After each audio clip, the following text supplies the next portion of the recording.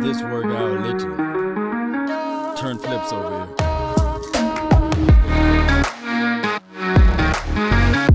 The name is Law Nation. I hope all is well, Cowboy Nation. Oh, it did. Oh, thank goodness. Praise be to all. Appreciate you guys for jumping in. Like I said, the name is Law Nation. Let's go. Appreciate you if you're on the Facebook.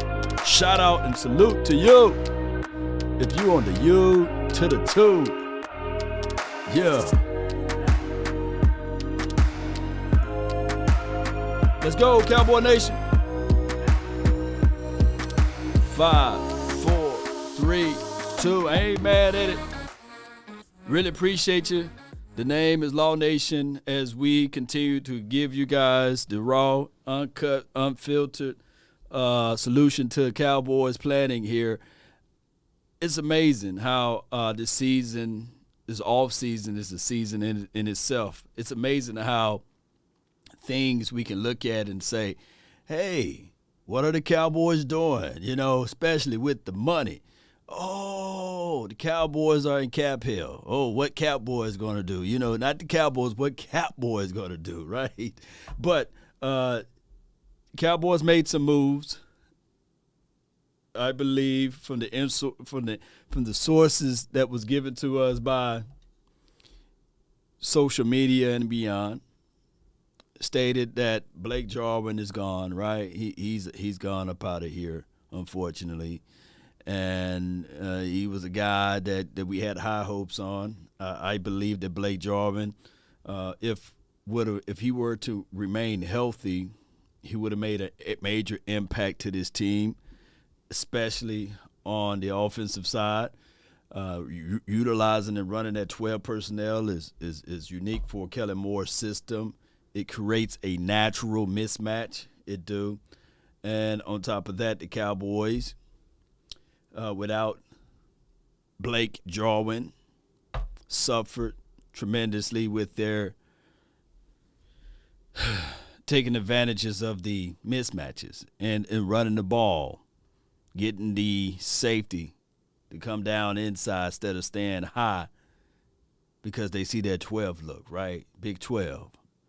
And by Blake Jarwin being gone from here, it's a situation whereas now the Cowboys got more and more options to look into as far as the draft, right? They have a few options to look at it into the free agency, right? So we'll find out now. The thing is, we've been down this cycle before. We've been here before, Cowboy Nation. Let me know if you've been here before. Whereas we will see a veteran being released from a team that have options open and the Cowboys get linked to said player. This is nothing new for the Cowboys. This has been going on for many a moons. So far as the Bobby Wagner scenario, now, I don't know if this is accurate or not, but it's been released that he will be here Monday to come down for a cup of coffee. Now, Bobby represent himself. Bobby don't go to his agent to have that conversation. Bobby can be influenced, I believe. Why, Law, and how, Law? Through the power of social media, right? Yep, so we've been moving money. Shout out to y'all, man. Thank those who joining in. Let's get 100 people up in here before we get to talking some stuff so we won't have to repeat ourselves. Let's get 100 people up in here. Appreciate y'all for jumping in. Shout out to you on the Facebook. Shout out to you, Peter. Yeah, man, you sharing. Sharing is caring, baby. You know, where my button at? Here we go. Sharing is caring, baby. Steven dreaming, yeah, it is what it is. Dan Quinn. If Dan Quinn have the ability to influence and get Bobby in the house, shoo, Dan Quinn will be the man. Shout out to y'all. Shout out to you, Rob. We've been moving money. Well, welcome. We'll welcome Bobby Wagner with open arms, right? We'll grace him. Yeah, we will. We will absolutely say, Bobby, it's a shame how they let you go over there in Seattle land. Shame. Shame. Shame. It's a shame, Bobby. But we can turn this thing around, right? We can let it be known. Let it be known that we're troublesome over here. Now you got Parsons, match that up with Parsons, your skill set, and whoever we get in the draft for is the front four. And I'm just looking at it like, if you guys look at the thumbnail, I got J-Ron Kearse on there, and it seems like he's going to be gone. But stranger things happen. It do. Shout out to you, Marcus B. Shout out to you, Arne. Thank you for jumping in. Bring in Bobby, but leave Whitney. Shoot. Y'all better leave Whitney alone. What he had to do with the shame stuff? Well, Bobby was upset because the Seattle Seahawks released him without his knowledge, like without even having the conversation. So that was the shame part. So somebody, what was the shame, Law? Because Bobby was angry and upset that he got released.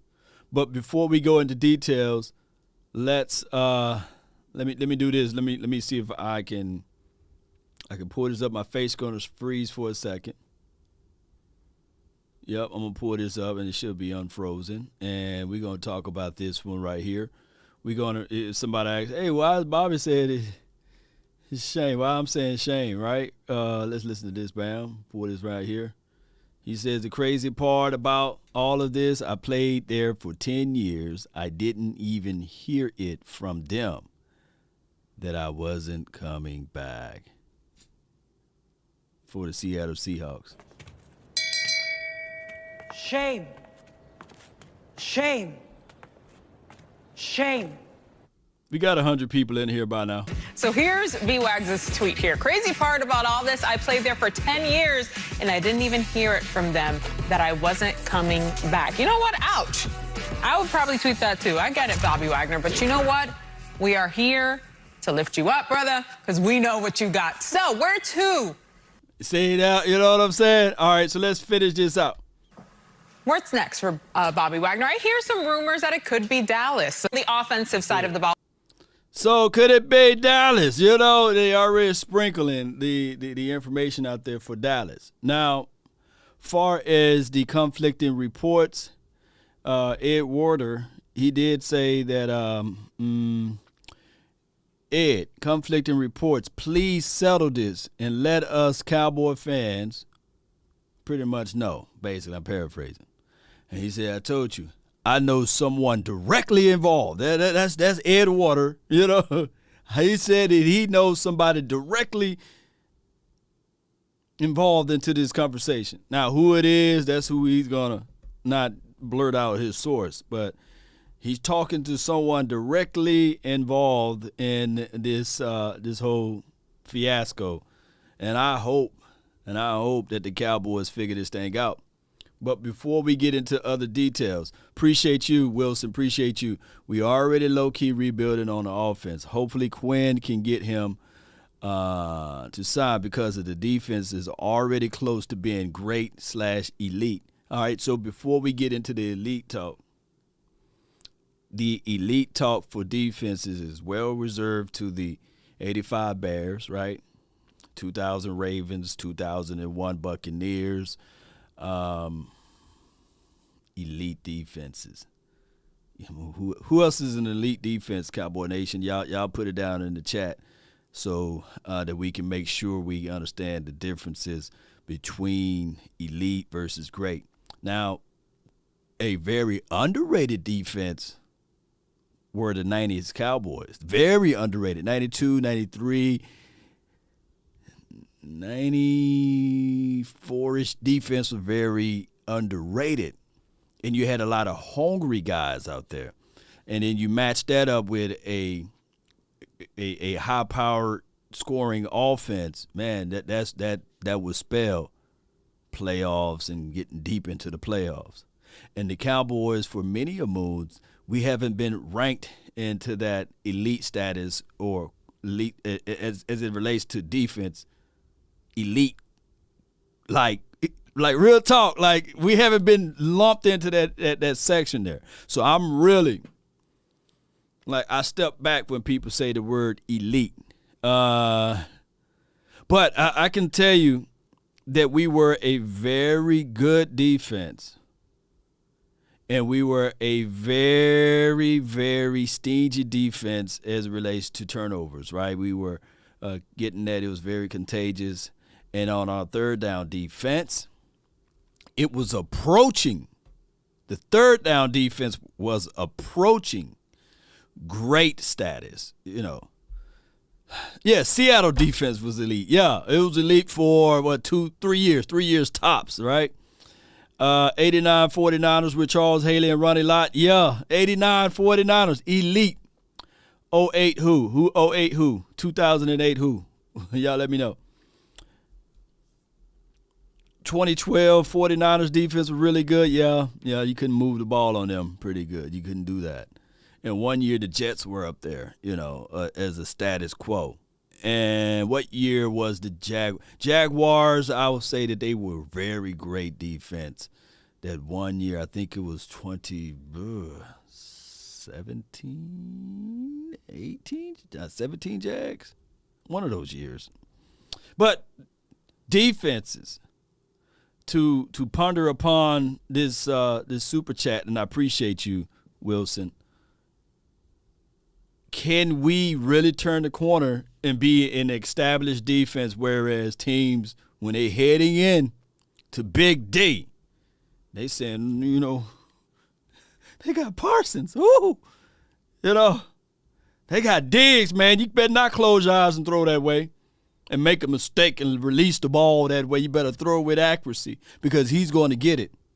We're not that far away, baby. We're not.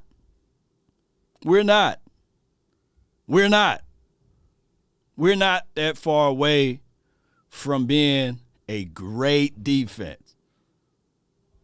And how you get there, defensive games, battles are won and lost down in the trenches. Yeah, you got to get there down in the trenches. So we need a big boy inside so that Parsons and Bobby Wagner, I'm sorry, Parsons and, I ain't speaking too quickly, right? Parsons and Jabril Cox can get there. Yep. The corner has been turned law. We getting there. Yeah, so I'm looking at it like this. If we going to rebuild, pick a side. That's what I said earlier today. Pick a side. Don't be sitting there out here saying that, okay, all right, we in rebuild mode, but let's just rebuild on offense and defense. No. Let's pick a side. Make sure you keep something going. And I believe that the Cowboys are doing just that when they said, okay, D-Law will stay, right? D-Law will be here. All right, so let's pull up the public relations Twitter channel, and we'll read this out. The Cowboys released Greg Zuerlein. They saving money, and these numbers have yet to impact this thing that I'm going to pull up a little later on in the show. They released Robert Foster, the wide receiver from Bama. Shout out to him. Hope all is well with him and his family. I already talked about Blake Jarwin. They released Reggie. They brought him in for a cup of coffee back, and they said, you know what, we're going to go ahead and release him. Ito Smith, they waived Ito. Now, once these guys clear waivers, they can bring them back for training camp and everything to be camp bodies, by the way. But they are saving. They're trying to get up under the cap, and they got until Wednesday of next week to get up under that certain number. Let me knock on that door and let you guys know. FBI, open up! Yeah, what if I... Y'all know when I play that, you know something, I'm about to say something, write it down, baby.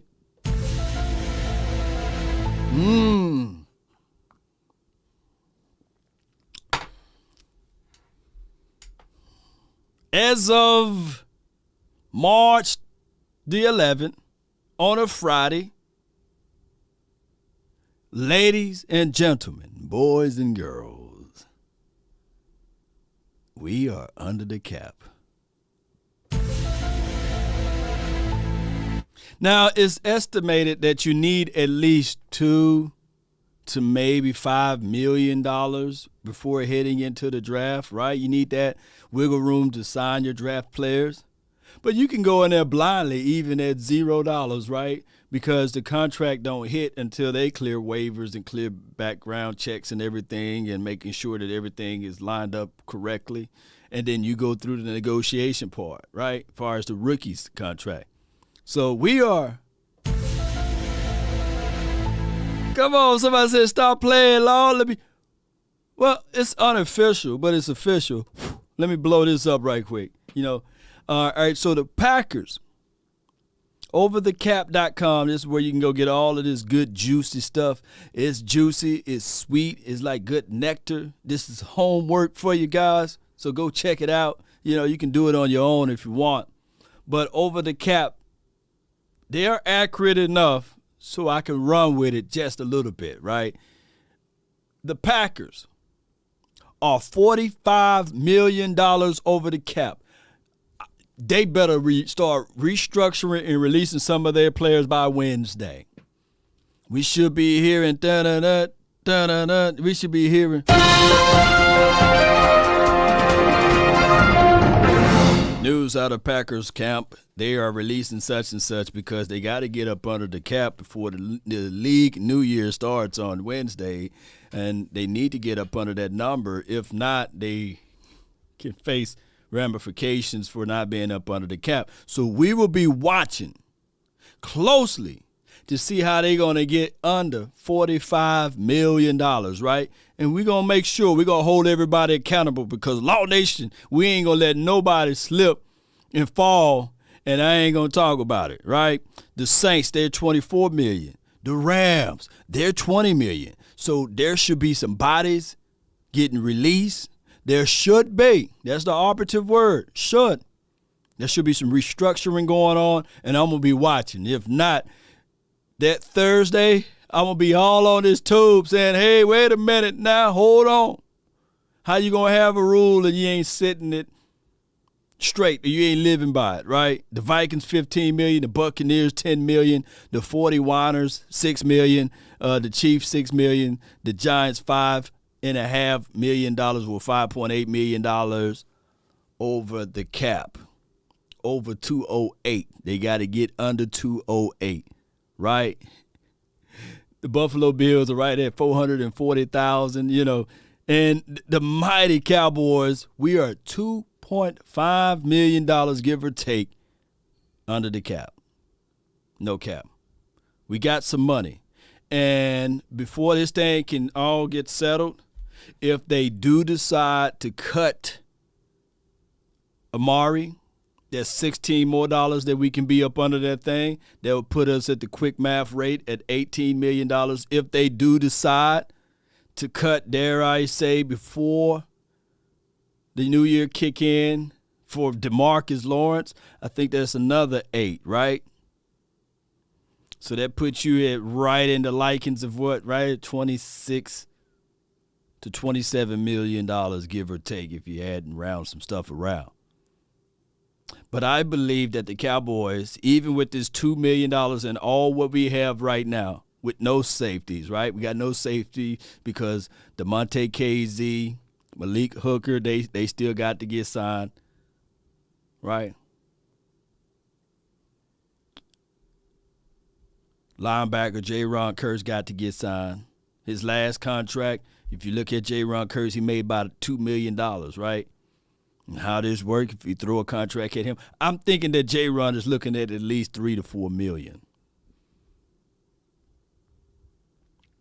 That's on a year basis. But if you sign him and stretch him out for over a year, then you can work some things out. For cap breathing room, I think that you would at least need $5 to $6 million. So when this money kick in, because this have not been calibrated yet, we're going to get an extra $2 million from Blake Jarwin.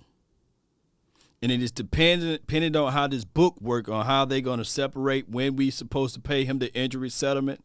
It could be that we recoup the full $4 million and don't have to pay the $2 million to the next season. But I'm not into the ramification of knowing that information on how they break down that. But if they release Greg Zuerlein, if it's the similar situation, it would give us or save us about $2 to $3 million. All we need, basically, for a 2-year contract for Bobby Wagner is about $3 to $4 million in the kitty. Signing bonus, $2 million. I know it sounds low, but we can stretch out the rest of the money and put it on back end via signing bonuses or whatever, incentives, and have him sign for an $8 to $10 million contract stretched out. But I'm guarantee you, Bobby gonna be like, nah, dog, I want $10 million a year. I want at least $12 million a year. I don't know what his market value is, but it could be higher than that. Who knows? At 32. But you can stretch it out. I know the policies. You can do some crazy things, but neither here nor there. Let's listen in to these guys.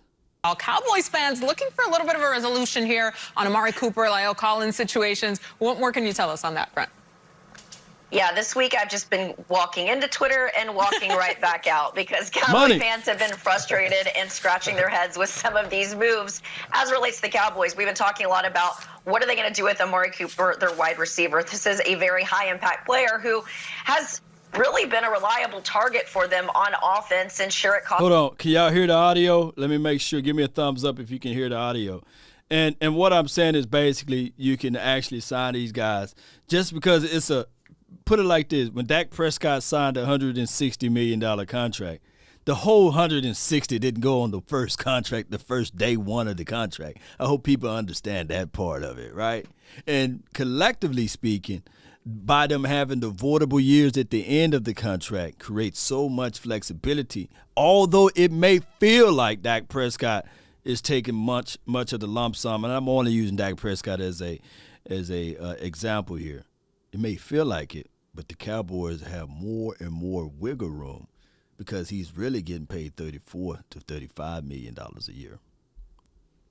Cost him a first-round pick a few years ago, but he really changed the trajectory of that group.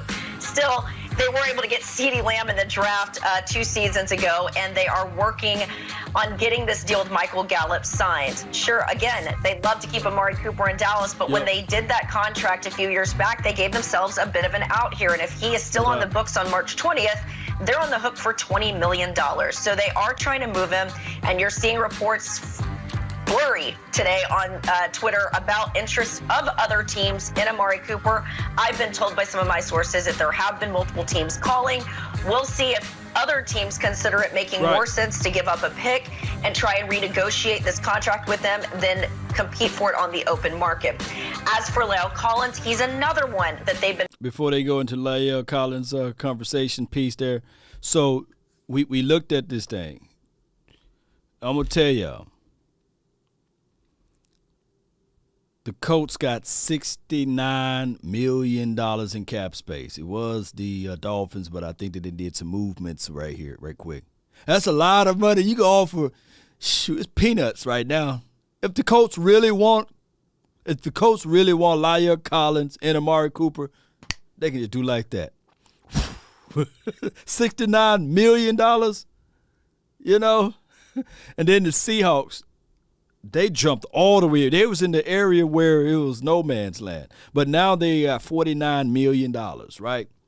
The Jets, the Dolphins, the Jags, even the Bengals. If anybody could just look at it and say, okay, they got their star-studded quarterback, Burrows. They can literally say, okay, we can take Collins out of your hand and give Collins a raise, and it won't even hurt them. All of their wide receivers are young. And I think they had to re-up on their tight end. But outside of that, baby, they got money. The Steelers got money. The Chargers, after all of that hoopla, they went and got Khalil Mack, and they still got money, right? And gave up some resources for $23 million. Now, to keep in mind, if the Cowboys do cut Amari Cooper, we will be right in the middle place with all of these other teams right now, far as money to go out there and dance a little. But if the Colts really want Bobby Wagner, there's no way we can compete. Seahawks, they didn't even have to release Bobby Wagner. They can go back and say, hey, man, we can re-sign you now. My bad, we didn't know it was going to be like this. Or the Jets, they can turn around and pick up Bobby, But it is what it is at this point. Let's listen to more of this audio. And fielding calls on, and I've been told multiple calls from teams. This is a player that stands to make $10 million next season. He's only 29 years old. The frustrating part for the Cowboys was he didn't play in 2020. Then he came to the Cowboys, ended up on IR. After that, he decided to battle a 2-game suspension, which ended up leading to 5 after it was revealed that he allegedly bribed a testing administrator. Right. And so those 5 games allowed his understudy, Terrence Steele, to shine. And while they thought about the possibility of moving along that offensive line to another position, it just makes sense to have him at right tackle. And given how valuable he is, the Cowboys are trying to see what they can get as a result. All right, so that was Jane Slater. Shout out to her, and she was on ESPN as well as the NFL Network with this good tidbit of information. All right, so the answer to all of this, do I, Law Nation, want La'el Collins gone? No, I flat out don't want La'el Collins gone. I think that his contract it's a decent contract. It's not like, oh, man, look at all of the money La'el is robbing from us. Now, his integrity part of it is very cause to pause, but not all of us is holier than holy, right? If you ain't cheating, you ain't trying, right? He probably blazed. He probably did some good stuff, or he probably did some roid.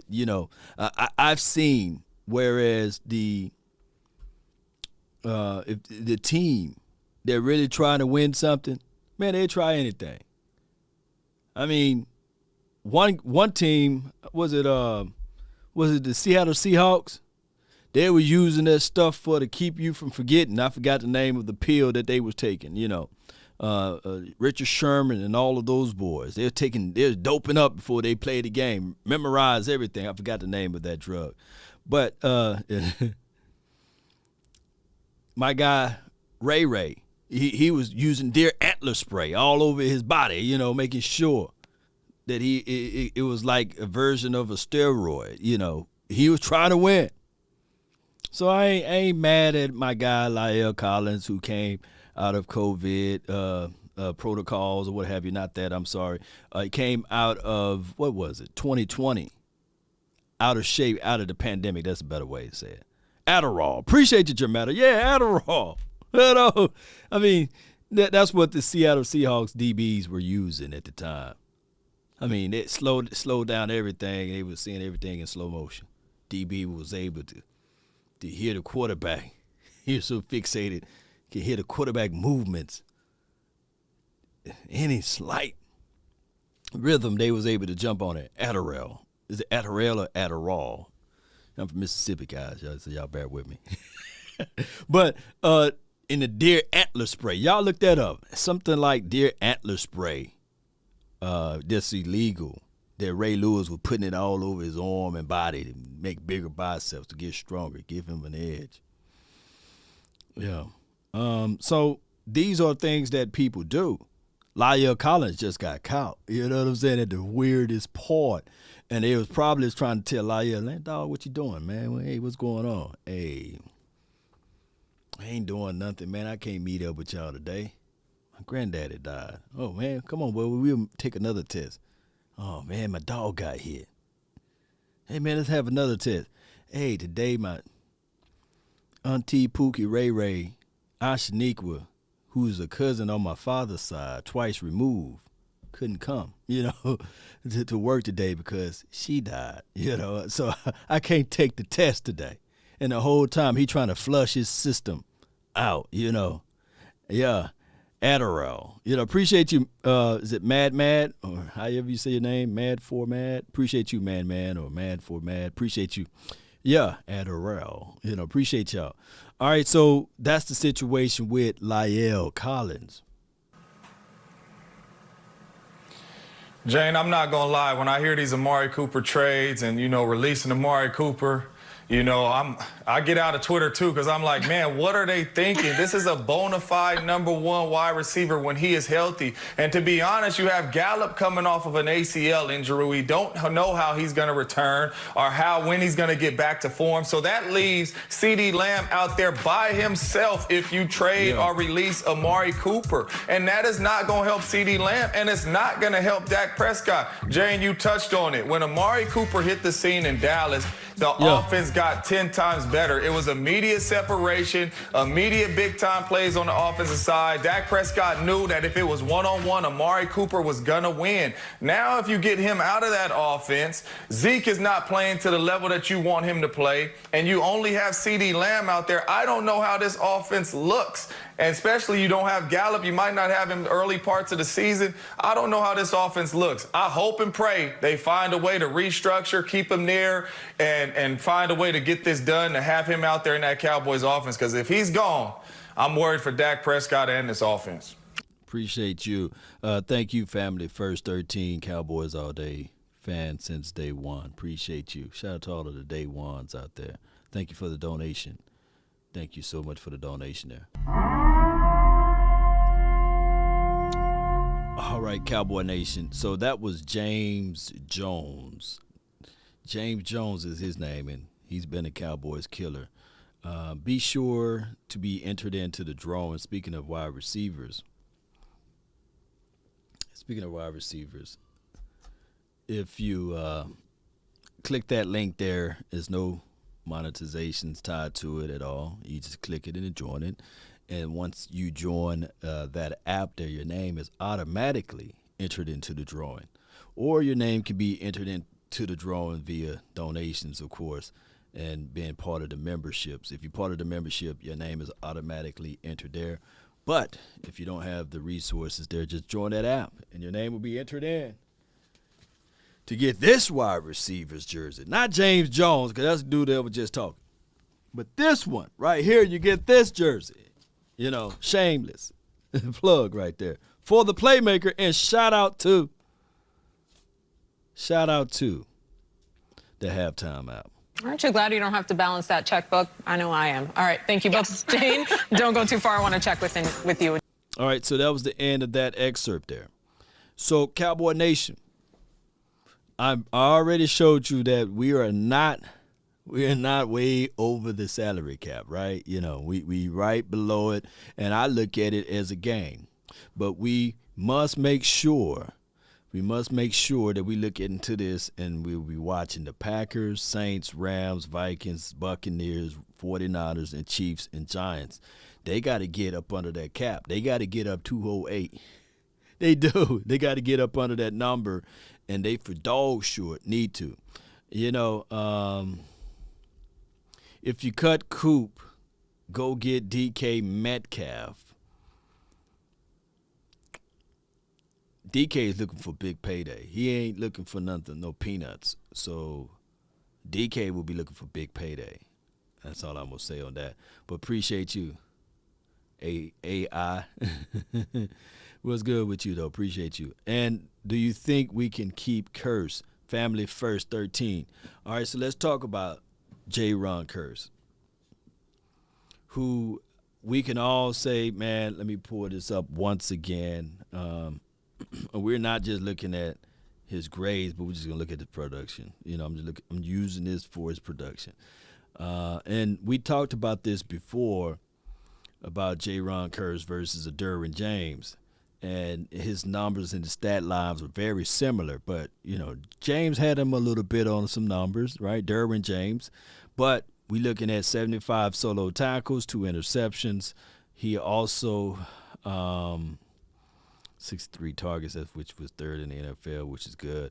1 sack, he had 1 sack, and passer rating when allowed was like 83. That's tops. And, of course, he played more of a hybrid role for us safety / linebacker. And keep in mind, we play a lot of nickel anyhow, right? 2 linebacker sets. So you will see, especially on third downs, you will see Parsons and Kearse. Those will be the guys.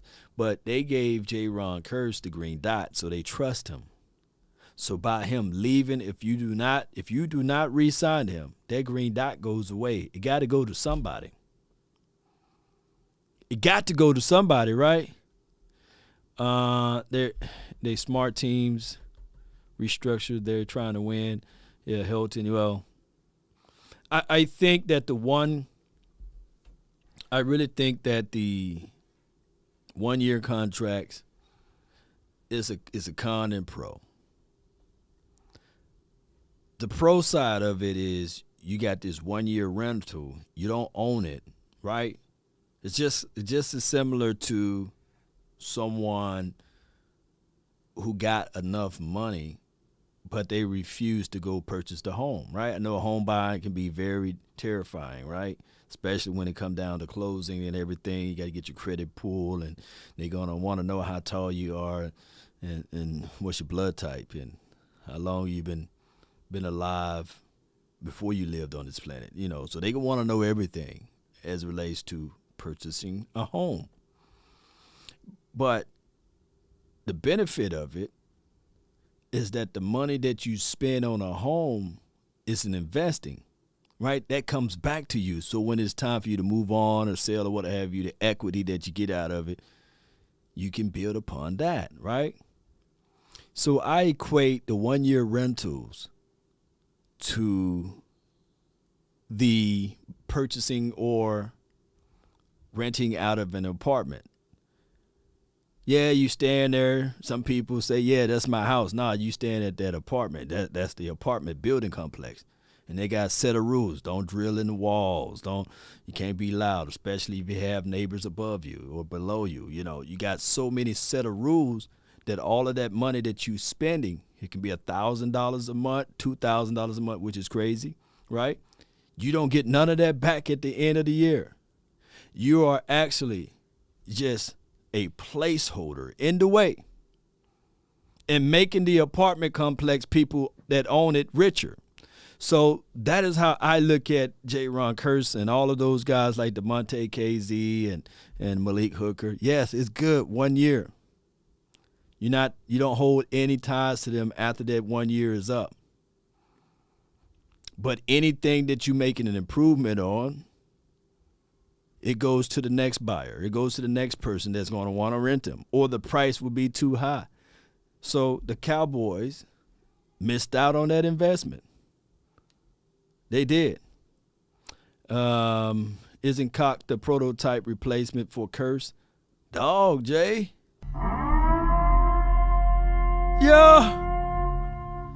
Yeah, but, Jabril Cox 6'4", yeah, when you look at everything. But I think that Kearse, just to me, and I'm not putting any shade of salt on my guy Jabril Cox, but I'm thinking that J-Ron Kearse got a little bit more of this in him. Yeah, I think he got more. I think he got more loud dog bark in him, than a Jabril Cox. And the jury is still out on Jabril Cox. It's going to take him a minute, right? So that's how we look at it. Terrence Swartz says, buying versus renting, my pitch to my clients. Yeah, and you're a real estate guy, right? So you break it down like, hey, the benefit of buying, hey, it's yours. It's your nest egg. It's going to cost you. Matter of fact, it's going to save you. Don't look at the cost. You're going to actually benefit from it. You may not see it in 2 or 3 years, but you benefited from buying, right? You got to buy these players for more than 1 year. But renting, you don't hold no liabilities to it, right? AC unit go out, you renting. I'm not finna go purchase a new unit. No, I'm calling the person that's on the property and say, hey, the unit is out, man. Faucet blow open and bust everywhere, water leaking. You calling someone else, but when it's your house, you're responsible for all of that. And that's the downfall of it. we should have rented Blake Jarwin, right? But we bought him. Now we got a $4.5 million expense that's not been used, and we're gonna try to recoup some of that money and then they did that by releasing him. All right, how it looking on Gregory contract? This is Family First 13. The Randy Gregory contract, I'm really thinking that they're gonna allow Randy. Well, they did, I ain't thinking they did. They allowing him to test the market, and they seeing how many people bite at him. They're gonna see how many people are willing, and as we can see right here, there's teams with plenty of money: Colts, Seahawks, Jets, Dolphins, Jags, Bengals, Bears. And none of these teams, as of I know for right now, the Steelers, Panthers, Lions, Chargers, Broncos, none of these teams reached out to him yet. So, from what far as we know, because if they did, we'd be hearing this news right now.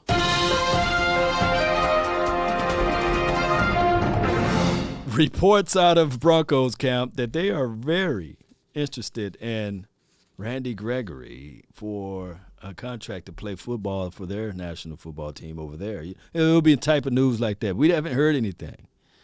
And the Commanders, they trying to figure out how to put out fire on their own.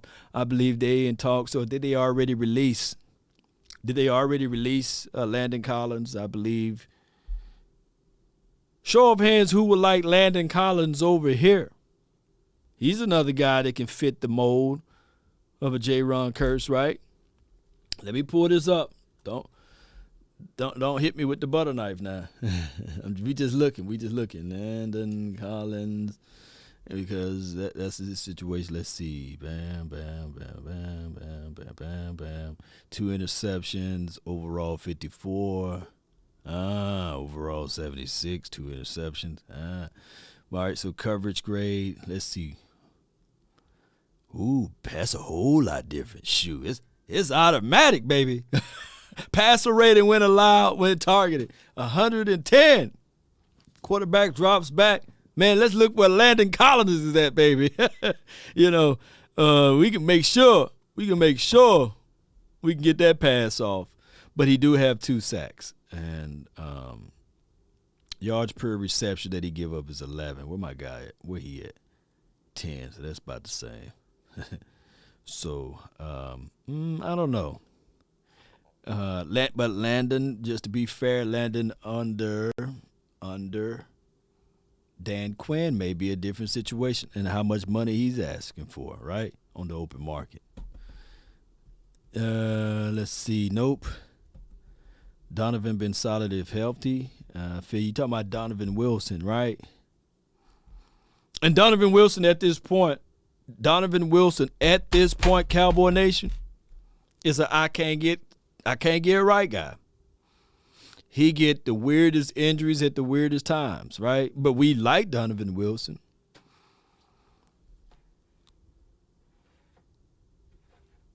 Jay Worthy says, last year we said that Dan Quinn was the greatest acquisition to this team. Yep, he was. And still is. Greatest linebacker he's coached. So I fully expect the Cowboys DC to encourage their front office to pursue Wagner as he becomes a free agent and available to sign immediately. Is that a pipe dream? Is that somewhat realistic for Cowboys fans? What do you say? I reached out to Ed and asked him myself. I said, listen, this is something that you're getting from somebody? He says, no, this is not just something made up. There's people legitimately in the organization. They understand what Dan Quinn's, love for the player is. But like Ed said, and he mentioned it, he said, hey, it's all going to be about the money, though. Can they afford, Bobby Wagner made $16 million last year.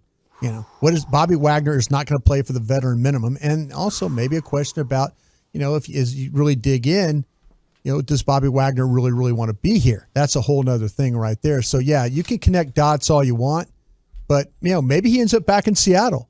That would be crazy. On a cheaper deal. Yeah, on a cheaper deal. Yeah, absolutely. Pete Carroll was talking about that at the Combine. But maybe. Once you trade Russell Wilson, you got to love Seattle in order to want to go back there absolutely. right now. So be the only good player. But Ed's report, I think I trust Ed on this one because, like I said, he says I had talked to a couple different people about it, and they know the love that Dan Quinn does have for this particular guy. Do you have? So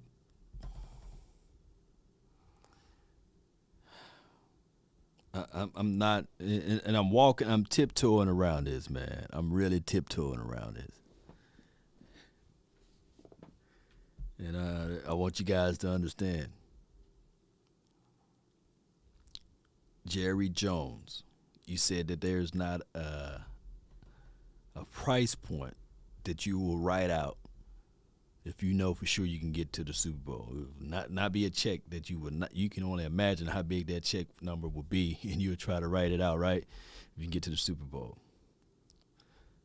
right? And we know hearts are heavy in Dallas right now, right? And I'm not finna shoot anything at Jerry Jones, right? We know that he's going through a lot, especially with his secretary, who's been there for the majority of the Cowboys' lifetime since he's been there. Has gone on to the next dimension. So I can only imagine if it impact, because they so close. Everybody runs it like a mom and pops. And the only thing about when you run it like a mom and pops, a loss of a loved one, it hits. It really do. It really do, because when it's a mom and pops, you not only have your mom that worked there, you have Pookie and Ray Ray, Ashaniqua, all of them. All of the kids work there. So it's a reminder, like, man, mom used to work there, man. Yeah, mom used to go to the fax machine. Now she gone, man. So it's heavy hearts over there right now. But Jerry, this got to get back to business. And if Bobby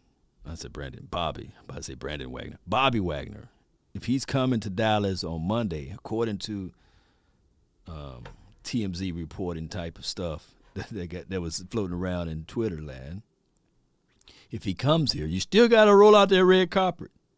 And you got to get out of the funk. And somehow you got to shake it off and say, man, she's going on to glory. Hey, the information that's leaked out with my other daughter that's out there in the streets, yeah, you know, that's a story of a different day. Hey, I messed up. I made a mistake, right? And I got caught. But, man, I'm trying to win the Super Bowl. That's behind all of us now, you know. and then Charlotte, she going through a divorce and all of this stuff that's leaking out. Hey, let that divorce stuff go. You know, that's family. It's like as the world turned. If the Cowboys were smart, they'd have a spinoff and have a reality show. If you think the Kardashians ran off with the plug with the run, I guarantee you a lot of people would love to watch Real Lives of the Jones, you know. I guarantee you, right? But neither here nor there. They're going to have to get out of the funk and sell this man and say, hey, we don't have $16 million. We don't. But I guarantee you this. Stelio says Bobby Wagner, he ain't coming, man. Come on, man. Why you had to bring the negative energy in here, man? Come on, man. Come on, Stelios. Come on, man. Shame. Shame. Come on, Stelios. Shame. I'm just playing with you, Stelio. That's my guy, though. He's going to have to anchor in on that Monday and say, hey, man, we don't have $16, $17 million. We don't. But I guarantee you this. Give us 2.5 years or 3 years, and you will make that 20 times over. I can get you a gig at CBS. I can get you a gig on Fox. I can get you what you want. What's your favorite color of ice cream? We would name it after you over here in Dallas, you know, if you can get to the Super Bowl. Jay Falls said, yeah, that's false. He's not coming to Monday. Well, I said TMZ type of reporting, you know, TMZ reported. Yeah, but I feel you. He may not even, he don't have to come. He's a multi-millionaire, right? He can handle everything by phone. But if that's the case in the scenario, if you can get him physically to come to Dallas and say, Dan Quinn, put it like this, Bobby Wagner camp, right? We got the facility and everything. We don't even have to talk football.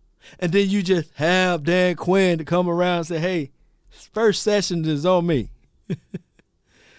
All right, Cowboy Nation. Let's go. Have any concern about bringing in a 31-year-old linebacker in this case, or is it just Bobby Wagner, Hall of Fame, or like surefire first ballot Hall of Famer and still a good player? Man, this guy, it seems like last 4 years he's led the league in tackles. Yeah. Every year it seems like he makes, he has seems like 50, 60 more tackles than anybody else. I think if you're looking for leadership and things like that to maybe help with what you have with Parsons, now you get Bobby Wagner, you get Cox, and then you get Parsons all in the field sometime at the same time. You shored up your linebacker situation pretty good right there.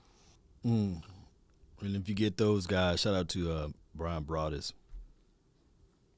Shout out to him for that. I'm seeing some Von Miller. Von Miller would like to go to back to Denver. Well, I know what inciting move that would be for him, right? Since he can see that Russell Wilson is over there now. And he just won him a Super Bowl in Rams land. I feel you.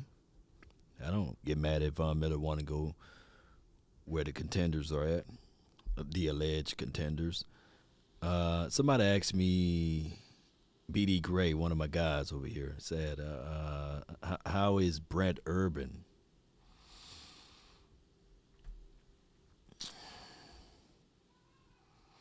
Brent Urban, he's the Canadian, right? He's Canadian, right? He's a Canadian monster as well. I'm thinking that he is. He always had those injuries. And if you bring him back, and I get it, the run defense without him look kind of suspect at times, right? But I'm quite sure that what Carlos Watkins did was an eye-opener. I mean, he played out of his mind. And if it's a choice for me between Carlos Watkins and Brent Urban, give me Carlos. Brent Urban, tall, 6'7". Yeah, he got into the running lanes and got there. But I was telling people before the start of the season that let's not fall too much in love with that, because when I look back at the tape, it wasn't necessarily him that was doing most of the heavy pushing. It was that other big boy that was right beside him. Yeah, it was another big boy on that Bears tape that I was looking at like, hey, that's why he's freed up. He's one-on-one. And his name is at the tip of my tongue. But if he was free, shoot, I would have got a chance to look at him. What happens to Josh Ball? They kind of put some cover tape over him. Josh Ball should be ready. Should be ready this season. In Chicago, let me see, Chicago defensive line. His name is at the top of my tongue. Chicago D-line. I think driver license. All right, hold on. Defense, yeah. Here we go. Depth chart. His name is at the top of my tongue. Here we go.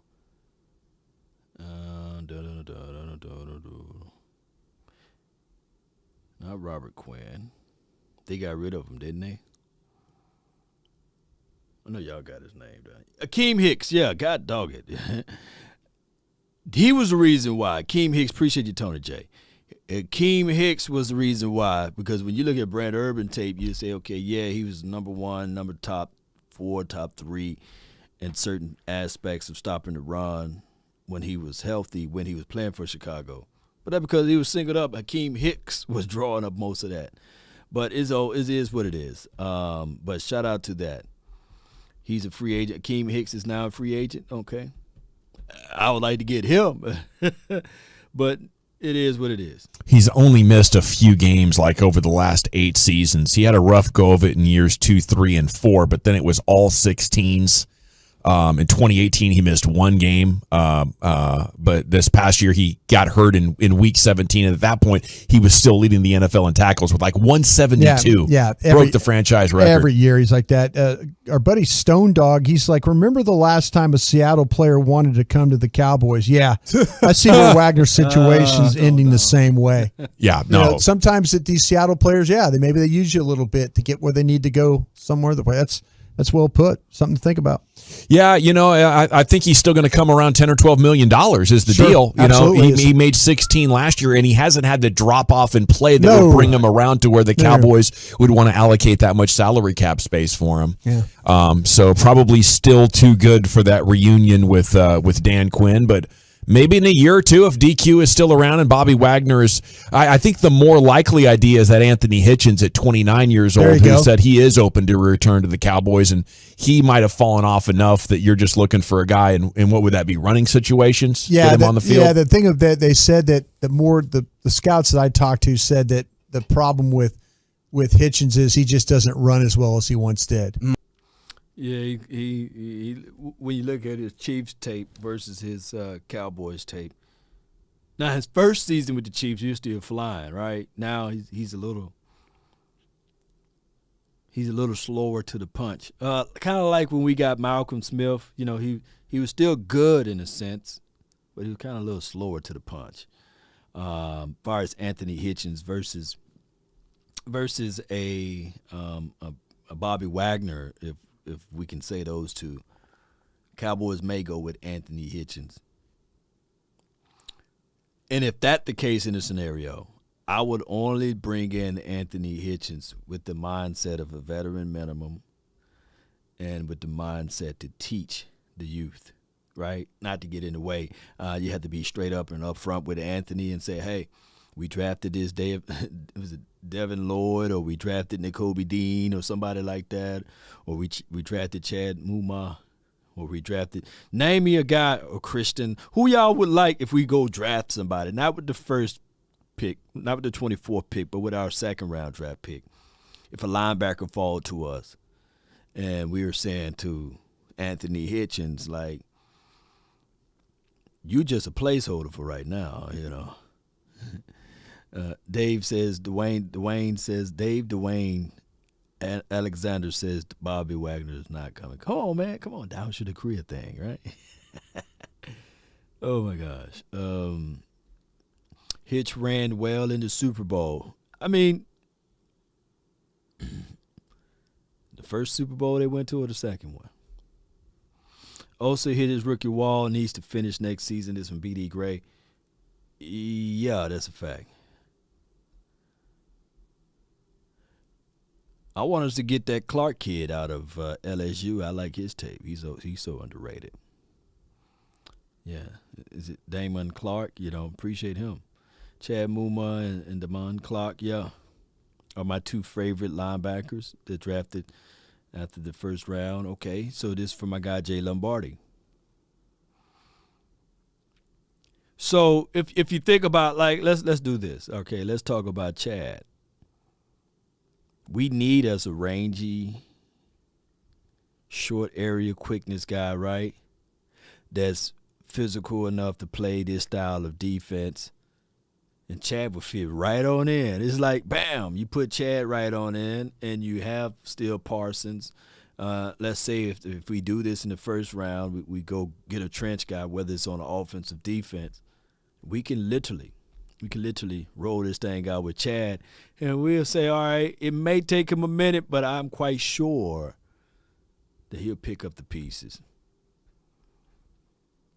Trench's first two rounds, my guy. He want trenches. So with that being said, what type of third round draft pick you go with then? What linebacker for sure can fall in the third round and do something? We need LT, Law. Is that Lawrence Taylor, or we need left tackle? Shout out to your Army mom. The reason it's so important to hit on your draft is from Troy. Yeah, we're going to have to hit, baby. we definitely going to have to hit on this draft. There's no ifs, ands, and buts about it, and that's the reality of it. So the Cowboys, like I said, we do have some money. We float. We're not in the red anymore. We got $2 million, $2.5 million, and when these other numbers hit, like for the release of these guys, it should go up by another $3 to $4 million. And of course, we already talked about Ron Kearse and his situation, and I really think Ron Kearse is a guy that is needed for this team. Been here since 2016 in the NFL, and his biggest contract was 2020 for the Lions, and then 2021. I mean, he made $12,000 in 2020, right? $12,000. I know some people right now can say, "Hey, man, I made more than Ron Kearse in 2020, right? $12,000. That's how much he made." So in 2021, he got a big payday. So he's looking for some money, baby. And if you can find a legitimate contract that can help this guy out, I mean, $1 million sounds like a lot of money, but after taxes and Uncle Sam reaching out his hand, you can take 30% off of that, and then I think it's 33%. You can take that away from him, and then you got to put in the fact that he probably owed some stuff. His agent going to take 10. I mean, this dude wasn't making a lot of money. This dude is looking for a paycheck. And this is what he tweeted out. "Hey, man, I believe I'm worth something, I just wanted to get paid." He said, this is what he says. He plans to build upon it, but for what team? I just want what I'm worth. I'm hoping that's in Dallas, but if not, I have to make the best decision for my family. And it's easy for us to say, man, let me go back to this man money. It's easy for us to say, man, this dude making money, baby. He should still have that $720,000 that he made in Minnesota land. No. That money gone probably when he went to go purchase his car, his house, his student loans, and all that other stuff, right? But Law, he made $1 million in 2020. Man, come on, man. But not for the Ravens. I read that wrong anyway. Yeah, for the Ravens, 2020. Nah, we didn't make that much money. But he made $12,000 with the Ravens.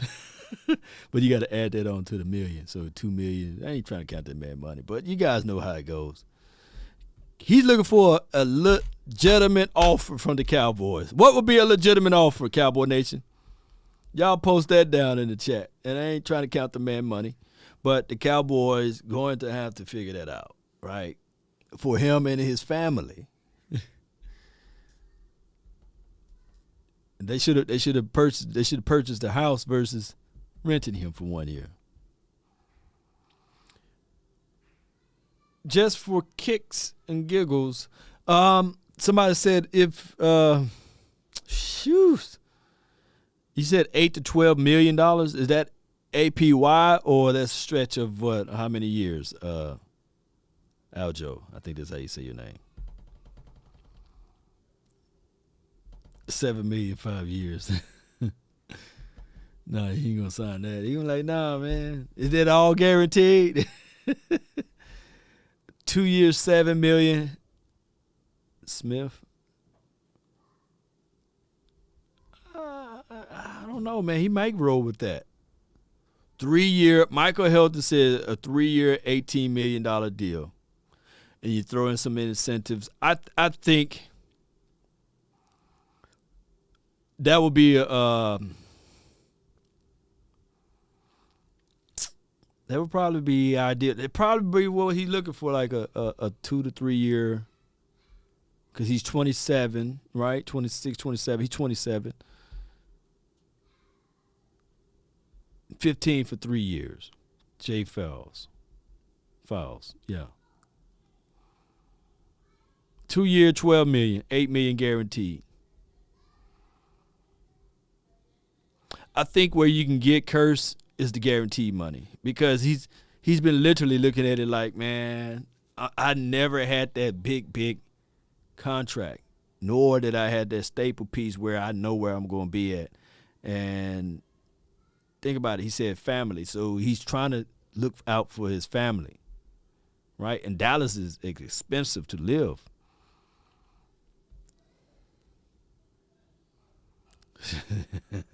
Jay Versus said the Commanders should have signed Greg Zuerlein. Yeah. Skip, this is what Jerry does. As much to your chagrin, and I told you, I said, Skip, next year, ain't nobody gonna re-sign him this year. I said, but next year Antonio Brown's gonna be like, you said, no, it's the last straw. No, I said, no, it's not. This will be very on brand for the Dallas Cowboys. I mean, I had to slap old boy.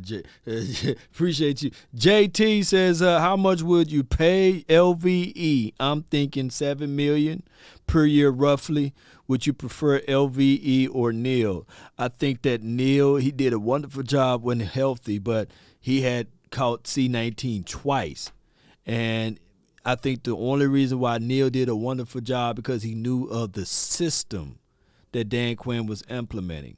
But I believe that the Cowboys should and would let him hit the market and see where else he can go. As far as LVE, met the guy multiple times, good guy. But I think that the Cowboys can test the market and bring in someone else. But if I can say anything to speak glowingly of LVE, you only as good as your last tape, and his last tape was remarkable. He showed up in that 49ers game, and if the Cowboys bring him back for a one-year rental agreement, then I would not get mad at it, believe it or not. But they better, with all capital letters, draft the linebacker and tell LVE you are here because we love you, but you finna compete for this role. But there's nobody that's in here that can say that LVE had a horrible game against the 49ers. There's no one that can say that.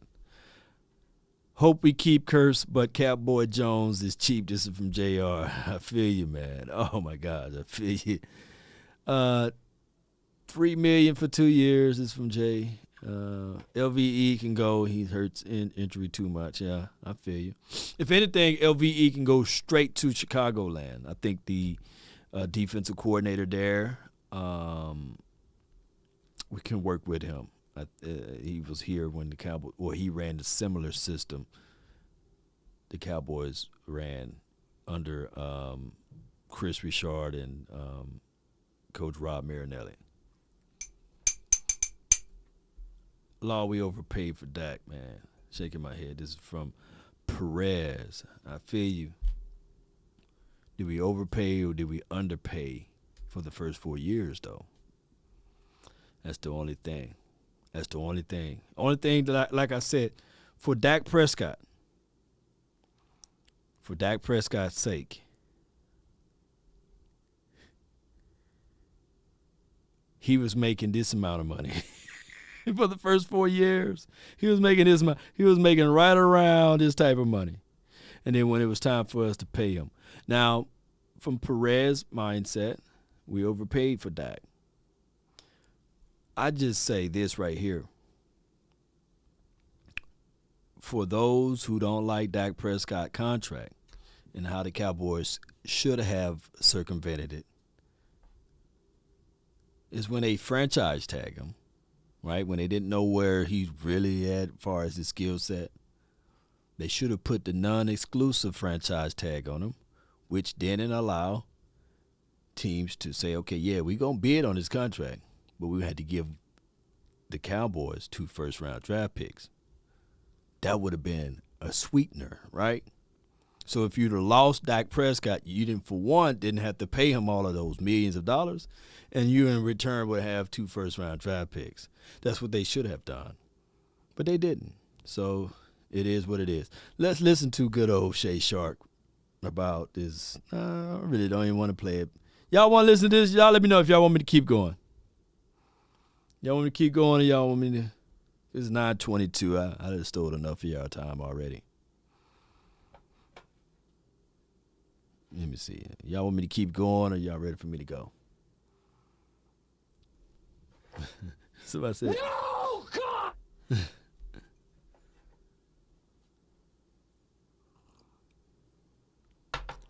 Alpha Red says Dak Prescott contract is essentially back pay because he was underpaid. Yeah, I feel you. Because here's the thing. Only thing is, I'm so exhausted talking about Dak Prescott and his salary and his money, just like his pay for the Cowboys. We can talk about other guys, but let me pull this up one more time for Dak Prescott. Let me pull this up one more time for Dak Prescott's sake of the contract, because I don't think that his contract, like 16, he made $1 million, right? And then he made 941,000. In 2018, 630, and then he made the big check in 2019, $2 million. 2020 was that was the year that people, like, they was talking about that contract from 17, 18, 19. And if you guys remember, in 17 and 18, the reason for not paying Dak Prescott was because of DeMarcus Lawrence. So if we were to go back in time, if we had the time stone, we're going back in time, would you go back and forward over DeMarcus Lawrence pay now? Or would you just said, man, I'm going to go ahead and give Dak Prescott that $21 to $22 million, right? And we just let DeMarcus Lawrence test the market. The Cowboys literally could have done this. Put the non-exclusive franchise tag on DeMarcus Lawrence, just like they did with Dalton Schultz, right? Instead of the exclusive franchise tag, and said, okay, if any team want DeMarcus Lawrence, you have to give us a first round or a second round tender on DeMarcus Lawrence. And if any team were to go get DeMarcus Lawrence, they would have had to match his contract because he was looking for Khalil Mack money, right? And we would have got out of DeMarcus Lawrence, out of paying him, paid Dak Prescott, plus you had 2 first-round draft picks. With that been, and that's me putting ketchup back into the bottle or toothpaste back into the tube, right? And this is me putting the resources back into the pot. If we were to do that, would that have been a better option, since we have hindsight is 2020 now? Let me see what y'all say about that. No such thing as underpaid or overpaid. You get what you negotiate. This is from Michael Helton.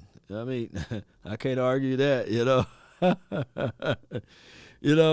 I can't argue that. But to be fair, as a 4th round draft pick, that was his contract. Now, based upon the NFL have certain rulings, if you play up to a certain level, you get a kick-in bonus, and his kick-in bonus was like $500,000. Right? Rather have Gifford than LVE. Yeah. They want Gifford to come back, but they want him to take a team friendly. What is a team friendly? That's what you have to ask yourself. Dak is one of the greatest robbers, laugh out loud. Wilson, I don't know how.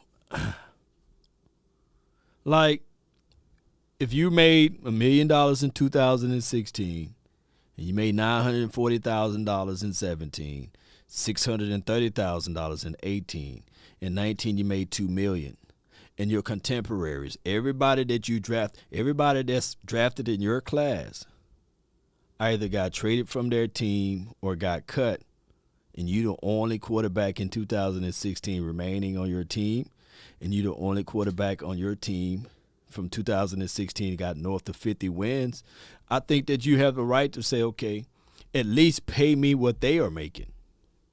And that's all he wanted. Pay me what they're making. Pay me what Goff, Wentz, pay me them. Pay me what they're making. And the Cowboys refused to pay. And when it was time for him to get paid, those boys got paid again. So he was like, give me their contract. And the Cowboys were foolish enough to allow Pat Mahomes to get paid. And that was a benchmark. Whereas Dak Prescott can then say, okay, I'm not Pat Mahomes, but my numbers from an agent aspect, my numbers are right here. And they have to pay him what his market value is. All right, so we have a super chat. Appreciate you, JT, again. Everyone keeps hating on Dak. He's not that bad. If there's one thing that could be improved, is his deep pass accuracy, which was better before the ankle injury. He'll be better next year.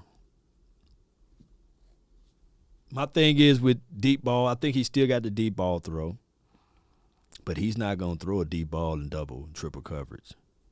They playing 6 and 7 DBs in coverage. They dropping their guys.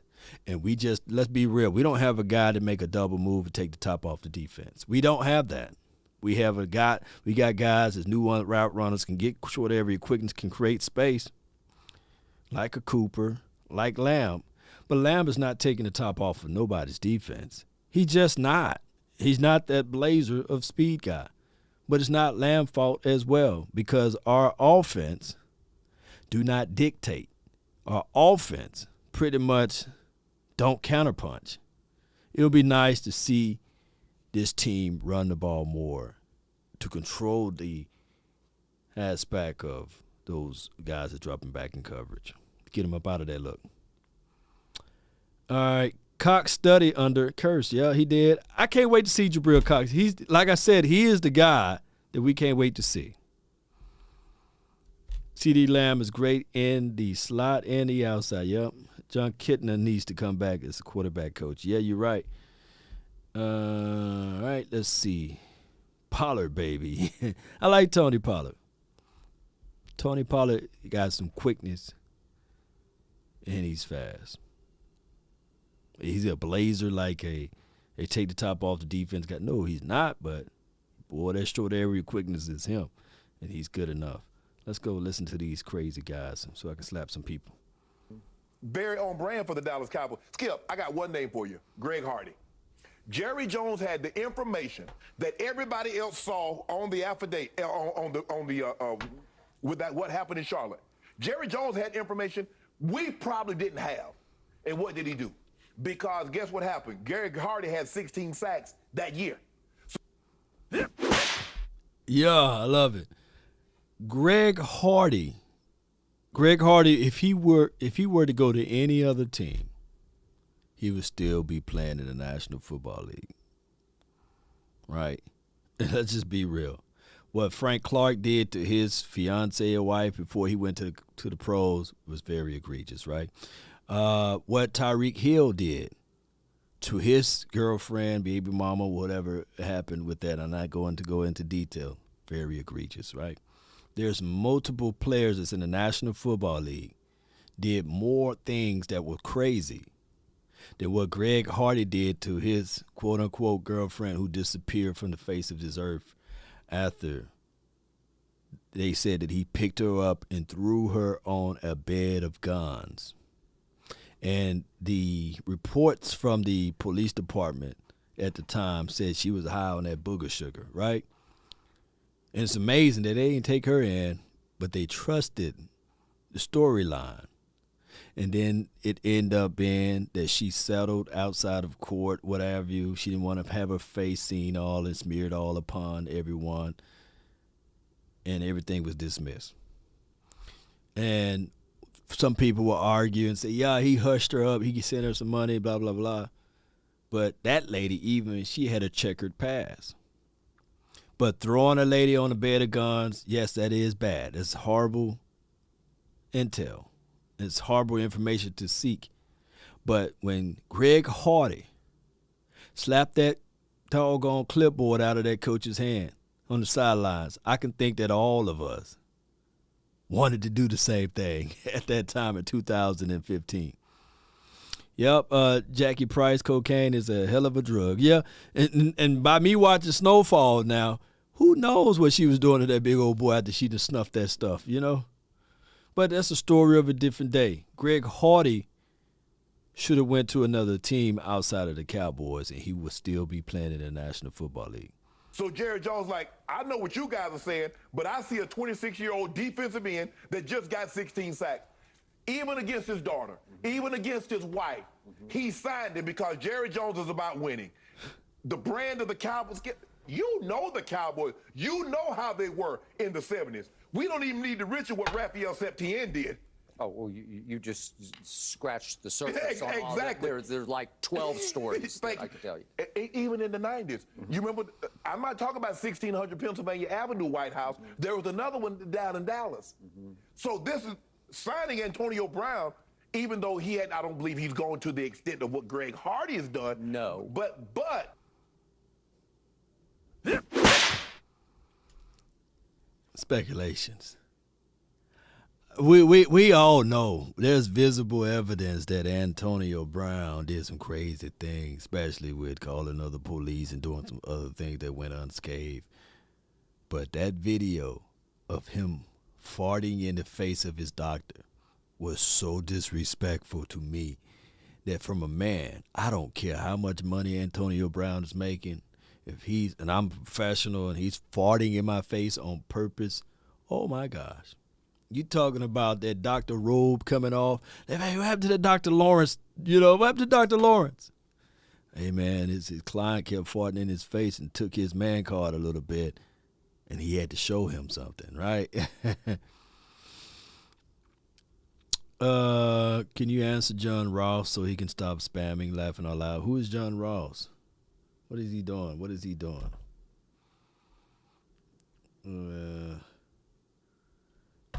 Let me see what John Ross. What do you think about acquiring in the draft a free agent just in case Dak doesn't improve and going into the big slump? I don't think we can afford any more moving forward. In the draft, if you're looking for like a Dak clone, appreciate you, JT. If you're looking for a Dak clone, Desmond Ridder. If you're looking for somebody like that, to keep things similar, draft a similar quarterback to what you got right now. If not, if the Cowboys do go with the philosophy of Mike McCarthy, I don't know if it was his draft pick, but the team that he was on, right, when he was coaching the Green Bay Packers, it seems as if though they drafted a quarterback every other year. And I can tell you straight up, I don't think that Ben DiNucci is that guy that they gave us something. So if they utilize a first-round draft pick on a quarterback that falls to the 24th spot, if Sam Howell falls to the 24th spot, I wouldn't be mad at it. Kenny Pickett, I think that's his name, right? If he falls to the 24th spot, I would not be mad at it. I would be like, okay, this is an insurance policy and a half. You can work something out, give him some OTAs, some training camp, make sure that he showcases good talent in preseason, and it will be like in a reminder, like Dak, you got 3 to 4 years left on your contract. By the time your contract is up, this guy's be ready to go. It takes 3 years to get a quarterback ready. It used to take 4 to 5 years to quarterback get ready, right? We on a fast-paced society now with quarterbacks. So let me know y'all thoughts, man. Would you guys get mad if we hear, with the – let me just make sure I'm right with it. Hold on. Let me just make sure. Let me go to let me go right here. And we're going to pull up the rankings. Quarterback. And we're going to go like this. Hold on. Bear with me, Cowboy Nation. Let's pull up these quarterbacks.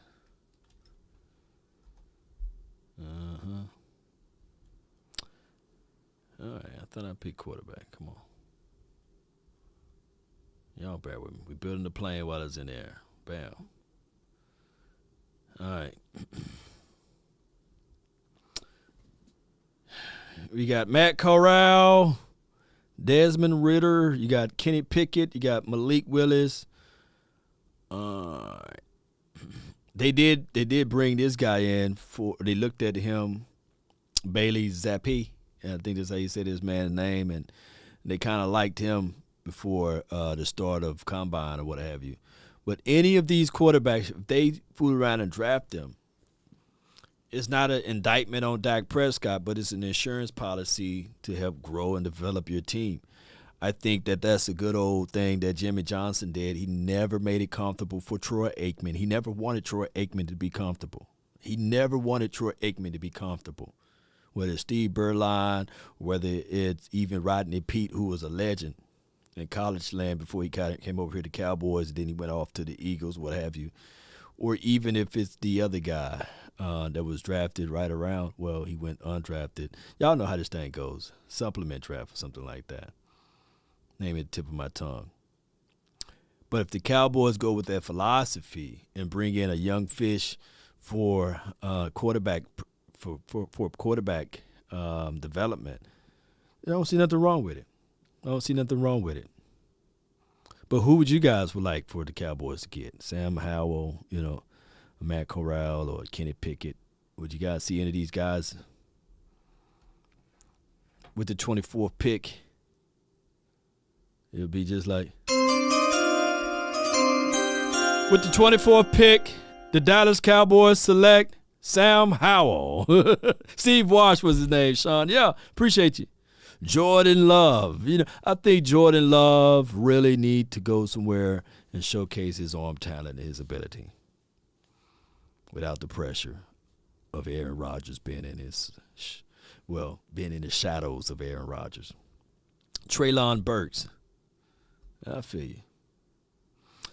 All right, so no first-round quarterback. I mean, that's really, if you're living off your draft board and you're saying, I'm staying true to my board, and if Sam Howell is the 24th person that's on your draft board and the highest selected person on your draft board and you draft him, just think about all of the people that passed up on Aaron Rodgers, right? I think Aaron Rodgers was the 24th or the 25th pick, and the Cowboys passed up on him. Why? We got Tony Romo. We don't need a Aaron Rodgers, right? So that's how draft is. You go through the process and you say, all right, who I need to go. All right, last chat. Let's assume Collins is traded for the 31st in the Bengals. What second pick are you taking in the first and or packaging to move up? Thank you for taking all of the answers. Shout out to you, JT. Jordan Thomas. I love that beat right there. All right, so who will I take? All right, who would I take? I'll go with philosophy. I'm big on trench guys. But if we have two picks in the first, which your 31st pick pretty much is a glorified second-round draft pick, right? Yeah, let's be real with that. So you got two picks in the second round, basically. I would re-up my offensive line, right, with the first pick if he's there.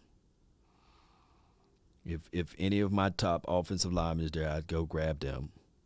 And then I would in the second round draft pick or 31st pick, I'm literally looking at the best player available on my defensive side. But I have no clue who will be available.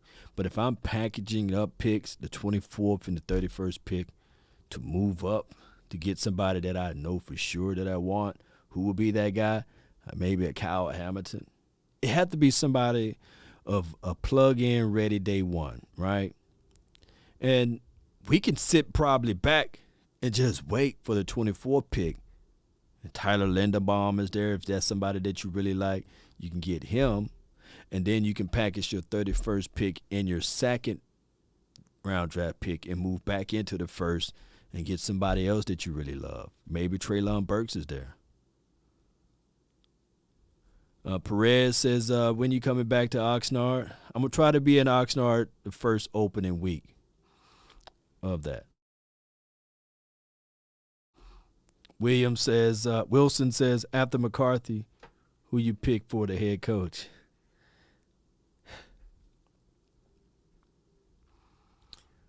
Probably Dan Quinn at this point. I think the Dan Quinn already set himself apart from Mike McCarthy.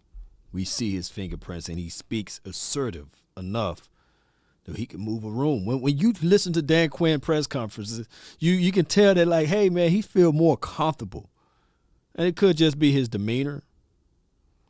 And Mike McCarthy gives off docile vibes to me, right?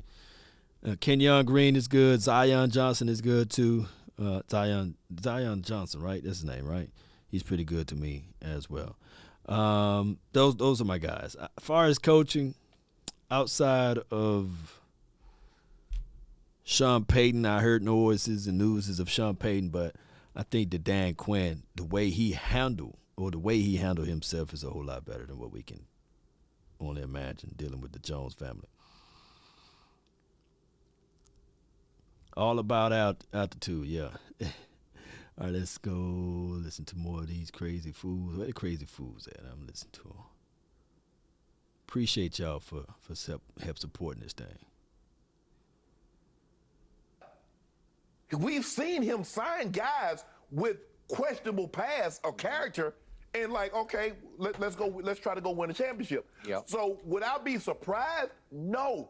But I'm not going to be surprised when it blows up in their face. There have been numerous books written about the Titanic. There have been numerous movies about the Titanic. But not one time did the Titanic make it to its destination. Not one time has Antonio Brown had a happy ending. I'm going to leave it at that. Well, the Titanic just had one voyage, and that was it. Exactly. Right? Okay. And how many? Yeah, boy, crazy. Okay, Draft Simulator. Let's go with this right here. Let's see what we got.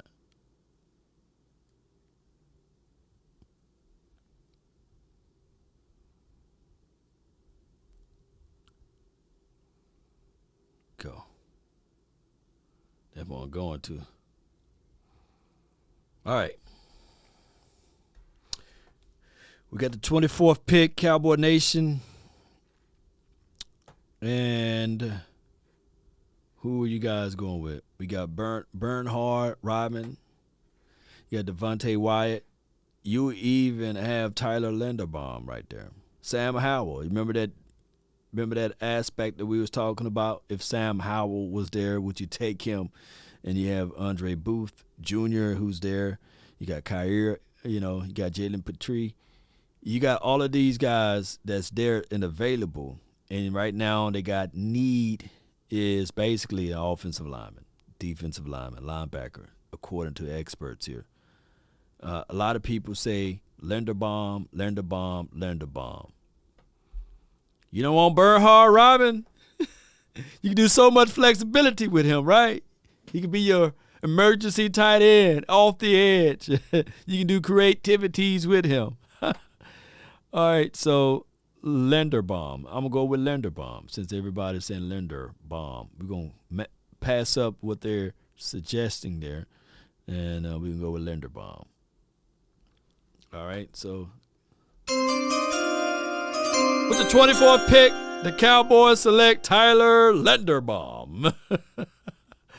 All right, so we right here at the 56th pick now, I believe, right? And we have Leo, we have Nick Bonito. We also have Drake Jackson, if you like Drake, if you like the edge guy, right? We got a lot of things. You got Jalen Tolbert. He's there available. Brandon Smith, shout out to him, linebacker, Penn State. We got Trey McBride, who we need that. We need help at tight end, right? Carson Strong, not Carson Wentz. They got a Carson Strong out there. All right, so who y'all want? Let me see who y'all want, baby. Who y'all want?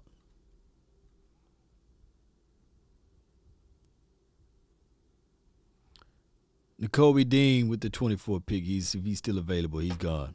Get Nick.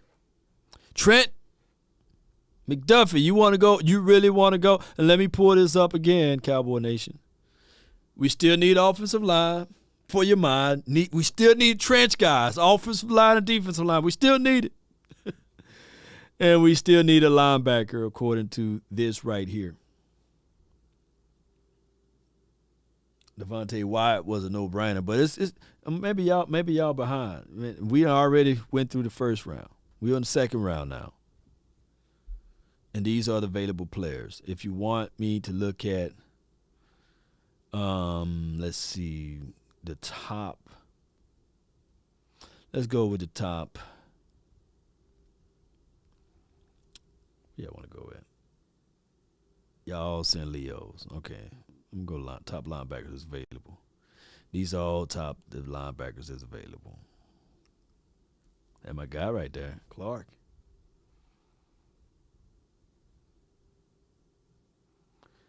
Eastside says no criminal charges for Watson.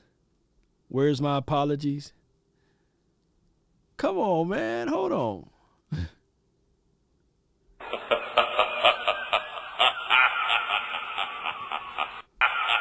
Oh, hold on. There were no criminal charges for our guy, Ezekiel Elijah Elliott.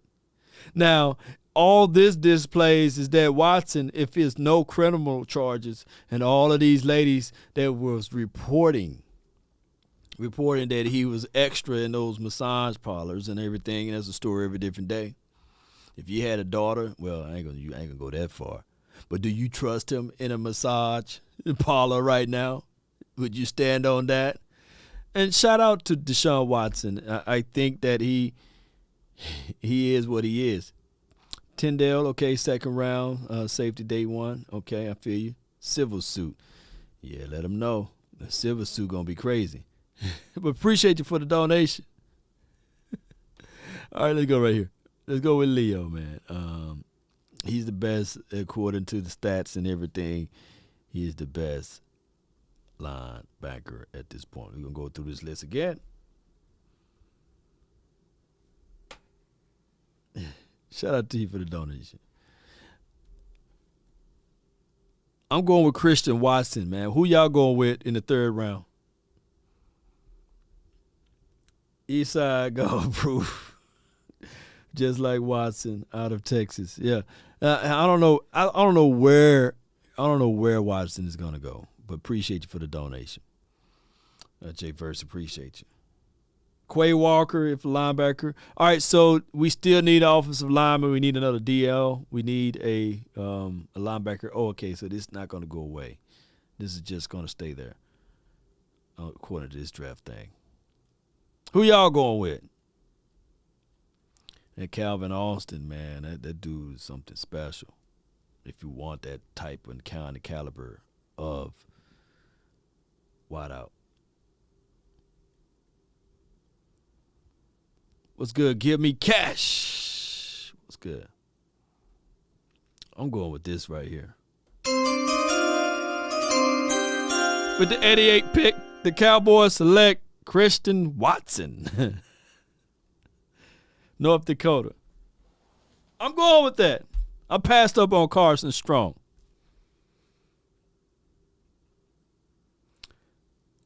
Here your tackle go. I ain't finna go with tackle this late. There go my guy. I'm going with Bailey. With the 126th pick. Who else we have out here that's available? Jerome Ford, Chris Paul, not the shooting guard or point guard. This running back right here, but they don't know how to use extra running backs. Tyreek Smith. Who we going with, baby? You ain't lying. You know, this is what the Cowboys will do. With the 26th pick, the Cowboys select Bailey Zappi, Western Kentucky. Yeah, that's what they would do. That's what they would do. Take the QB. All right. So with that being said, they got the 160. They got two trade offers. What they got? All right. Pittsburgh Steelers are willing to give us the 2022's 207th draft pick. That next pick for what? What's the offer? I don't even know how to read this one all the way. Force this trade. Select the team to trade. Oh, no, I'm not finna do all of that. Nah, we ain't finna do that. We just finna draft a player. Get the tight end. We already took the quarterback. All right, let's look for this tight end thing. Let's look for this tight end.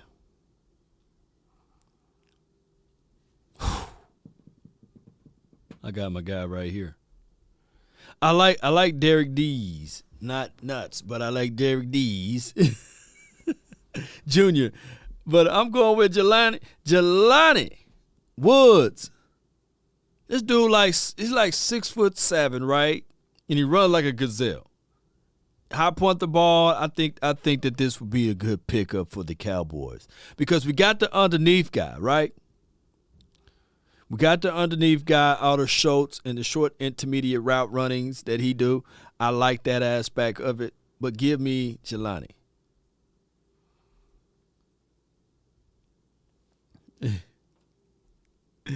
Hey, if it's the other dude, man, but I like with the 165th pick, the Cowboys select Hall of Famer Jelani Woods. Oh my gosh! Let's keep it rolling. Somebody, why he still be there? Josh Jackson. Okay. All right, now it's getting pickle time for me. Now I'm getting foggy on this one. I don't know who would be good. Can he block? I ain't worried about can he block. Stop asking me, can he block?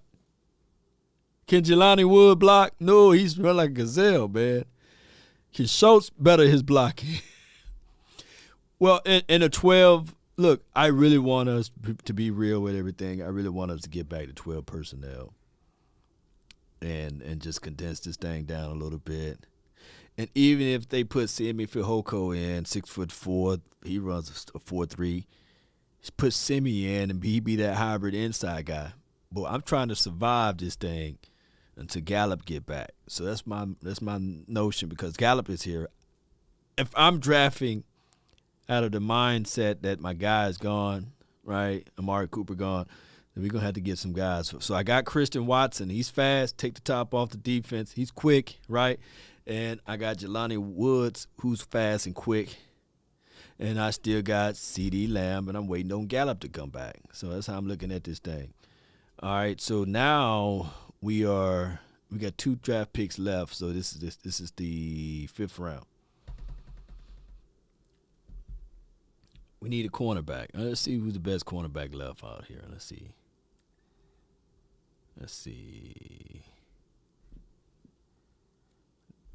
Man, my reference don't even go all the way back here. Do any of these names sound familiar to you guys? Maybe Sam Webb. We got DeMarcus Field, Vincent Gray. We got Zion McCollum. Okay. Let's see who's the best. Jacoby Durant. Okay. There's somebody wrenching that name. Okay. Who else we have available that you guys know of? Monte Brown. Let me see what we got here. Hold on. Let me go back to positions right here. Let's see who the best safety on the board. J.T. Woods. Brian Hawkins. Trey Sterling. Josh Thompson. Darian Thompson. Third cousin. ESPN Live. Don't waste your time now. Yeah, right.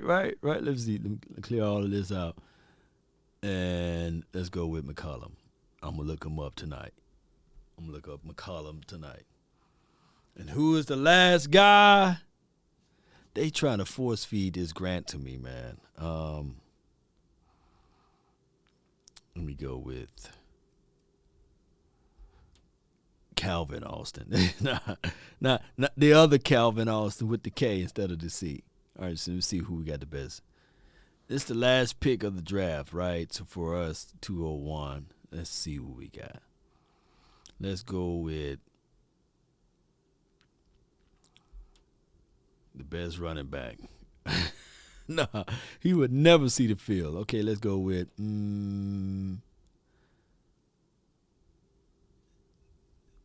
the best defensive interior guy. Let's go and clear this out. I forgot to clear this out. Clear this out. I'm going with the best interior defensive guy, and he's going to the Hall of Fame because I said so. Watch. He's going to the Hall of Fame. DJ Dale. Yeah, DJ Dale, baby. With the 201st pick, the Dallas Cowboys pick DJ Dale. He's going to the Hall of Fame, baby. He's going to the Hall of Fame. Why? Because he's the interior guy. I haven't even looked him up. But Bama Roll Tide fans would know. Yep. Here we go. Y'all screenshot that one. So with the first round draft pick, the Cowboys select Tyler Linderbaum. Second round draft pick, the Cowboys select Leo. And in the third round, the Cowboys select Christian Watson. And in the fourth round with the 126th pick, the Cowboys select Bailey Zappi. I think that's how you say that man's name. Or it could just be Zap. If you could just call him Zap if he's here. And then we went with the fifth round. We went with Jelani Woods.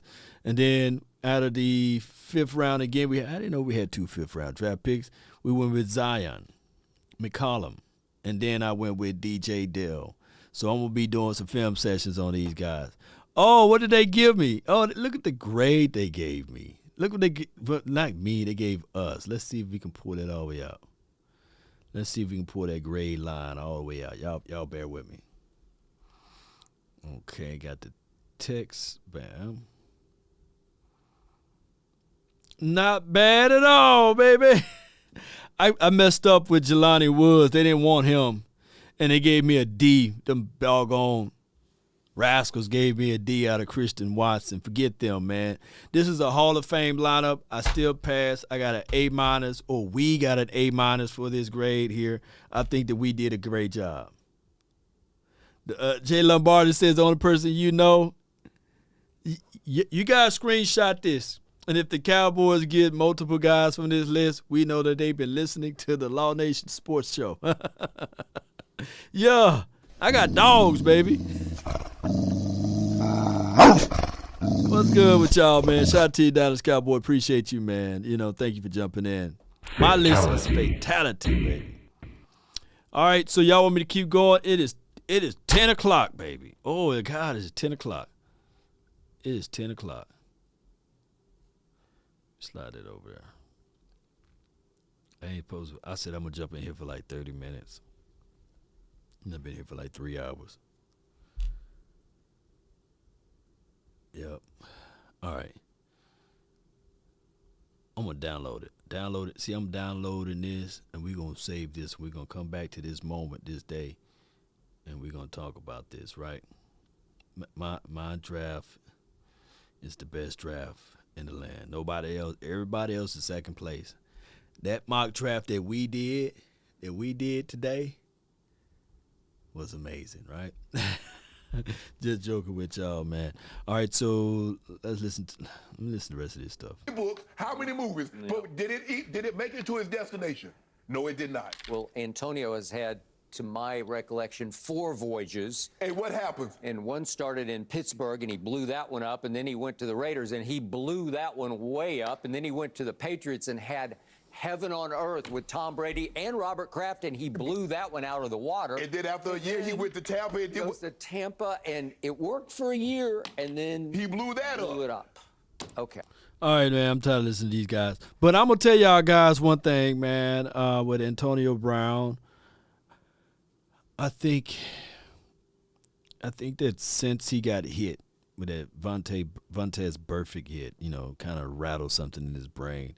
But outside of that, man, the dude still got talent, and that's all we need to know. That's all we need to know. But the reason why it's a no-go for the Cowboys, because his argument and his mindset was when he left the Buccaneers was because of targets. And as docile as Amari Cooper is with his conversation about targets, I like it because he's not talking about it, right?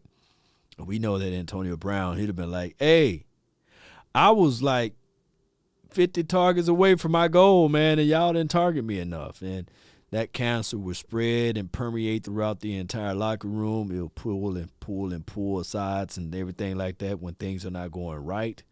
And that's not the type of guy that the Cowboys need right now. And all of this been driven by clips, short clips. But if you watch the full interview on Ryan's Clark podcast, The Pivot, you will see that Ryan Clark was the one that said, hey, what about Dak Prescott? What do you think about Dak Prescott? It wasn't like Antonio Brown said, yeah, man, I would like to play with Dak Prescott. No, it never came that way. It was a suggestion, and the whole situation with Antonio Brown talking about Jones, maybe, they would like, it would be sexy if I play for the Cowboys. That was him alluding to the attention. Nothing to do with him actually playing for the Cowboys. Not like he woke up and said, oh, hey, I want to play for the Cowboys. He want to play for anybody that can give him some money after his surgery on his ankle to clean up whatever is going on. And I always look at people with the side eye, on especially someone that's so quickly to talk down or bad about someone that help you. And you say, well, I didn't mean it that way. No, man. You talk bad about Tom Brady. You talk bad about the coaching staff and the philosophy and their talk tracks. And I'm talking about Antonio Brown. You remember Tom Brady said, you can stay with me in my house, and all of this stuff. And for him to come out and spit and say anything negative about Tom, that's crazy. It goes a long way as far as the level of stupidity that he said about that. And that could just be his lingo, but the Cowboys, if they are wise, they will stay far away from that and say, all right, we got Lamb, we got Gallup, we got Amari Cooper by the grace of God. That Amari Cooper is structured from a mindset the way he is. Because if not, Amari Cooper, if he had anybody else temperaments, he would be talking about all of this stuff on a negative aspect. So it is what it is. BD Gray, Brady did stood by him for 2 teams. And I ain't finna get into details of what he said negative about Tom Brady. Just type it into the Googles and everything, and you will see. But outside of that, Cowboy Nation, it is what it is. BD Gray says, Brady wasn't a true friend. Look, I don't blame Tom Brady. Tom Brady is a man that was on a mission, and nobody was getting in his way. Nobody. Anything that he needed, he tried to go get it. If it's me changing my diet to kale and drinking green stuff and being more flexible, he did it. If it's him getting a specialized glove, he's going out there and get it. If it's him deflating the football just a little bit so he can grip it, so he can throw the ball better, that's Tom Brady. If it's him stand up extra, looking at all of the small tendencies of players, that's Tom Brady. And the psycho Tomness was real. When I watched, look, it was by the grace of what. It was by if Tom Brady had all of his weapons in that Buccaneers versus Rams game, I think the Tom Brady team would have won if he had Antonio Brown, believe it or not. If he had Chris Godwin not going out, I think that they would have flat out won. I really do. And, of course, there's some other things that happened. But Tom Brady is I look for faults in Tom Brady for over 20 years now.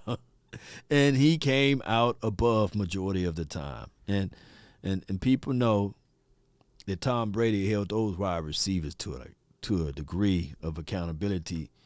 Of when I've seen somebody let up on a route, shoot, Tom would get up in their face and say, "Mother sucker, you let up on this route." No, Brady wasn't trying to hurt AB's bonus money. Yep, he wasn't. And if you go back and listen to the and I think that's the last thing Tom Brady is worried about is money. You got to understand Tom Brady is only worrying about winning, and that's just the reality of it. And if you go back and listen to the interview, AB broke it down and said, it was the plays that were called that shied away from him being out there on the field.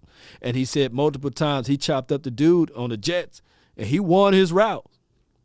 But the ball didn't go his way because he understood that the flow of the game is designed for the ball to be released to the tight end or the ball to be released to the other wide receiver. And he knew that. So that's why he was angry and upset. Not at Tom, but I just didn't like the way how all of this stuff was going. And if you knew that he was angry and upset to call that out, I can only imagine what he would say about, Kellen Moore and Kellen Moore's system. Because one thing that he did mention in that interview on the pivot was Byron Leftwich, that's his name, right? The quarterback coach or the offensive coordinator. He was like, shoot, how many targets you need to get your bonus? Oh, you need 13 targets? Okay, bet. We're going to have it by this game. Oh, how many rushing yards you need to get? Bet. I'm going to go ahead and make sure you get it.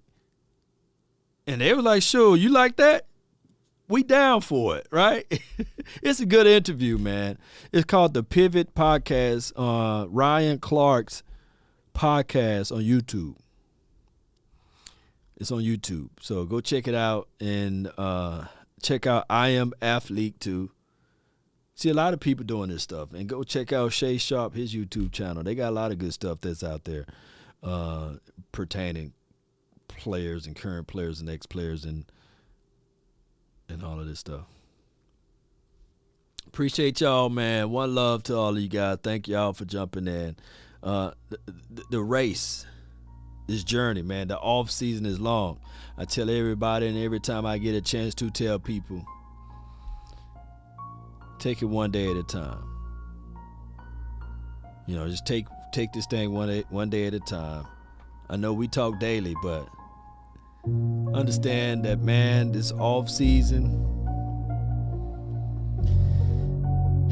we just gonna have to sit back and relax. Although we're gonna talk daily on it, but it's forever changing. Monday, we can hear some good news about all of this, right? But mark this day down, Wednesday of next week. Be ready to hear all of the news of what we're gonna do, because I believe that's the opening of the regular season.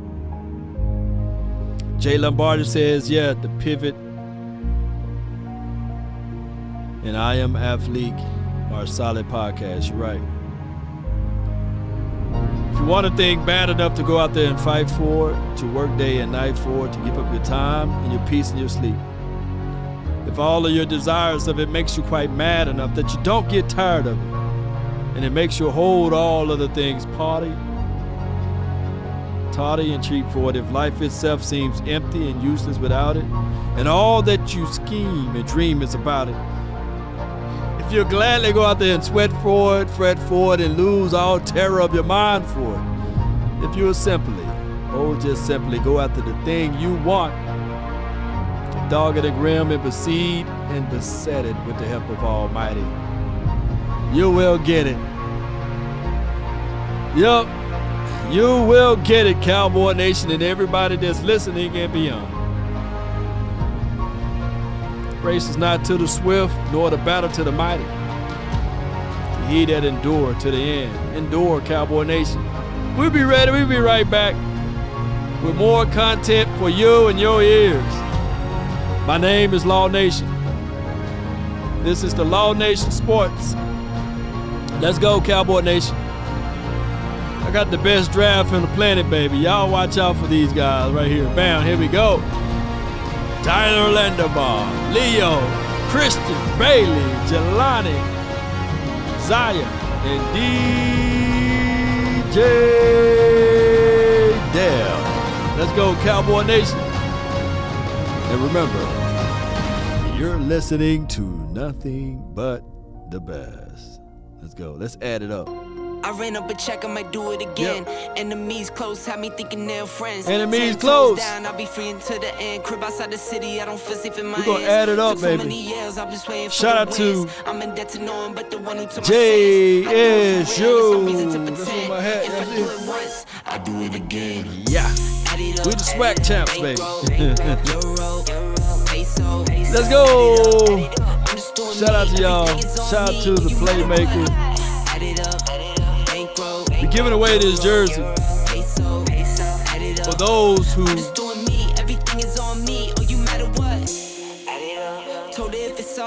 join this network right here. Those who donated, I appreciate you. Thank you so much. Here you go, right here. And put it in the chat again. Bam! Here we go. I don't rap much. Hey, stack 'em. Come on. Matters. You only climb me, I put the ladders up. Put the ladders up, baby. I done doubled up on the workload. Come on. I think I fell in love with the bankroll. Fell in love with it, baby. Get money, then we lay low. Calm out. I ran up a... Come on. DJ Law. Let me see you run it up, baby. Come on. Shout out to everybody. On a Friday right now. Look, back in the days, we'll be just now getting ready to hit the clubs up, right? Come on. We were just now getting ready, man. I'm like, man, this outfit gonna kill him tonight, baby. I got MVP status, VIP. Shout out to Freelaw. Come on. We don't wait in lines to go in, right? We walk right through the front door. Come on. Come on. Especially if you ain't the designated driver, you taking you a couple of shots, man, before you get ready. Hey, come on. All right. I'm with Bay, yeah, I'm with Jay, yeah, I'm with Chuck, and now still the same, not switching sides, now it's about loyalty.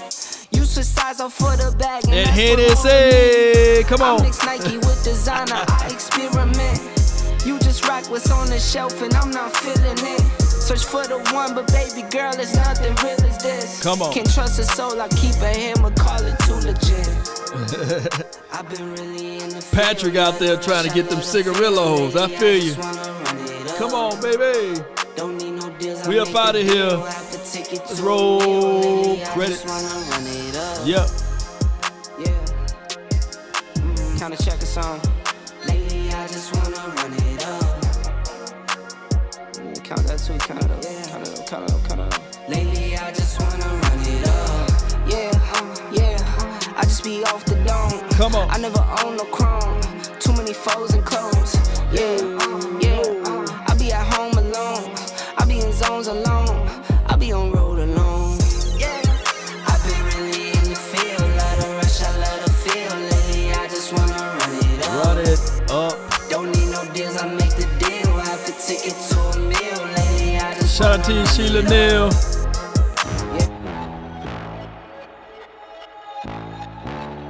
Come on. All right.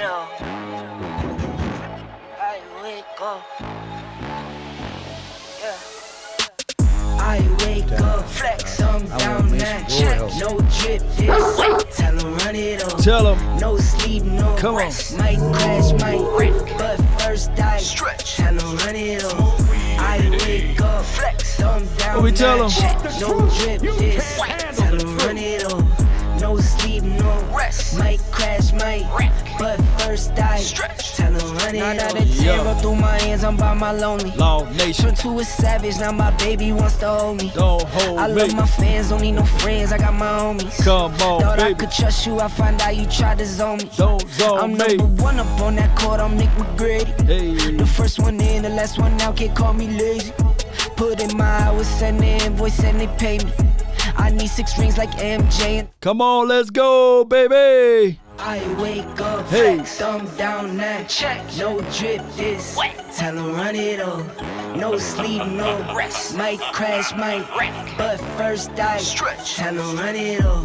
I wake up, thumb down that check, no drip this, tell 'em run it up. Come on, Bobby. No sleep, no rest, might Wagner. crash, might wreck, but first Pickle I Rick, stretch, let's tell 'em run it up. Y'all gon' make me take that trip way out to Europe. Not I me. call up Nigeria, come through in a hurry. Come on. Those London boys don't come to play, you should get worried. One false move, find yourself, they DJ get Law, buried. come on. Dance with the devil, used to love playing If it's those your games. birthday this month, happy birthday. But my mama pain. I made a promise to her, swore that I would change. I'm on the come up, bet I live up to my name. Appreciate you, Perez. Let's go. I wake up, flex, thumb down that check. Come on. No drip this, tell 'em run it up. Let's slow it No down just a sleep, little no bit. rest, might crash, might. Come on. If you're watching all the way to this point and you have not shared, liked, or subscribed, come on. Shame. Shame. Shame. As we relax, let's sip on a glass of wine for your mind. Let's go. Take a drag of my cigarette, breathe me out. The nightcap.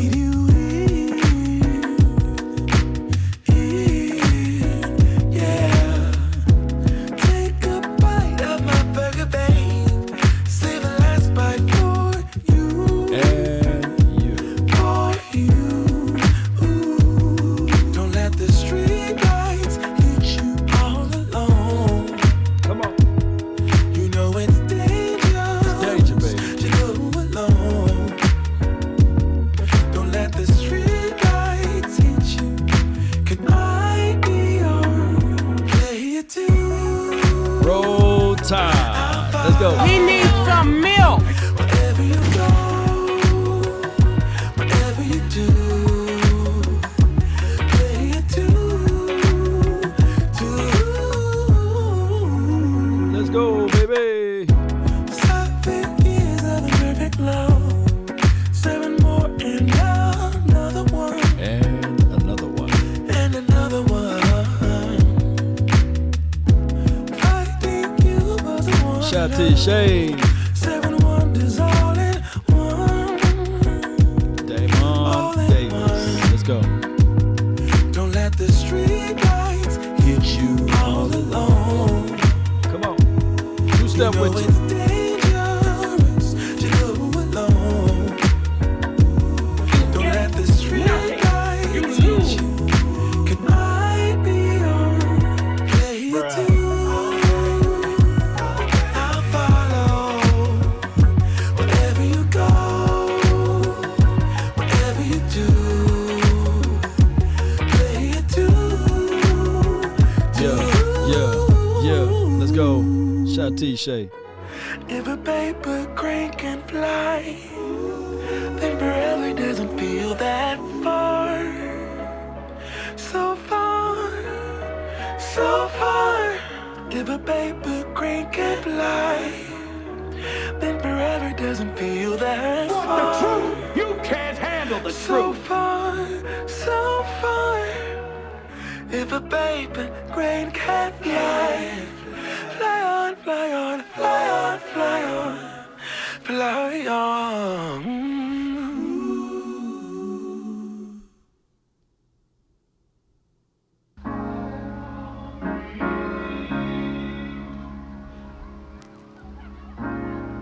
You have to be your biggest fan. And when things are really tough and they're really rough and nothing's working, but there's something inside of you that says, I just have to follow that. Because you don't know who you're going to be, who you're going to be, who you're going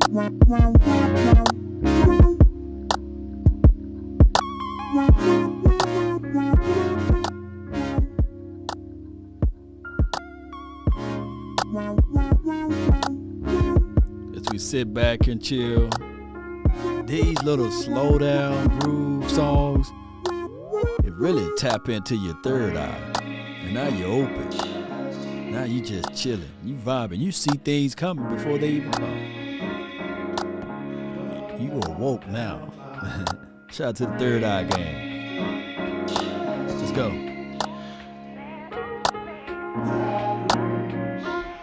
Because you don't know who you're going to meet.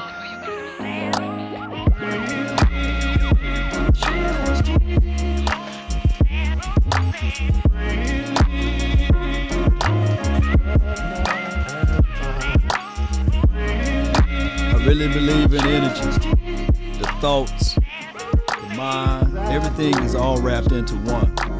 Good vibes on it. Come on.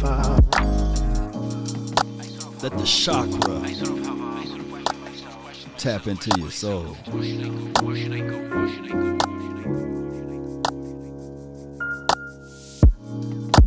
There you go. Yeah.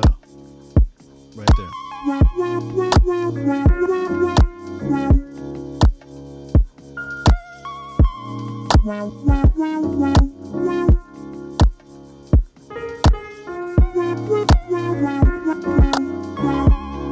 Shout out to you, T. Let's go.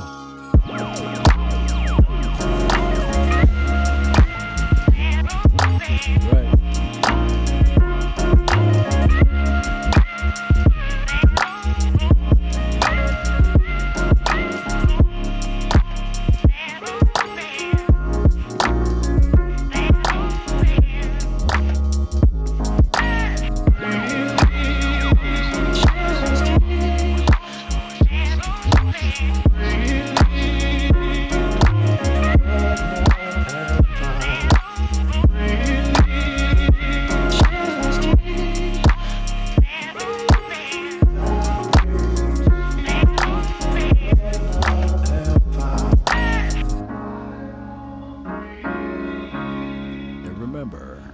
Listening.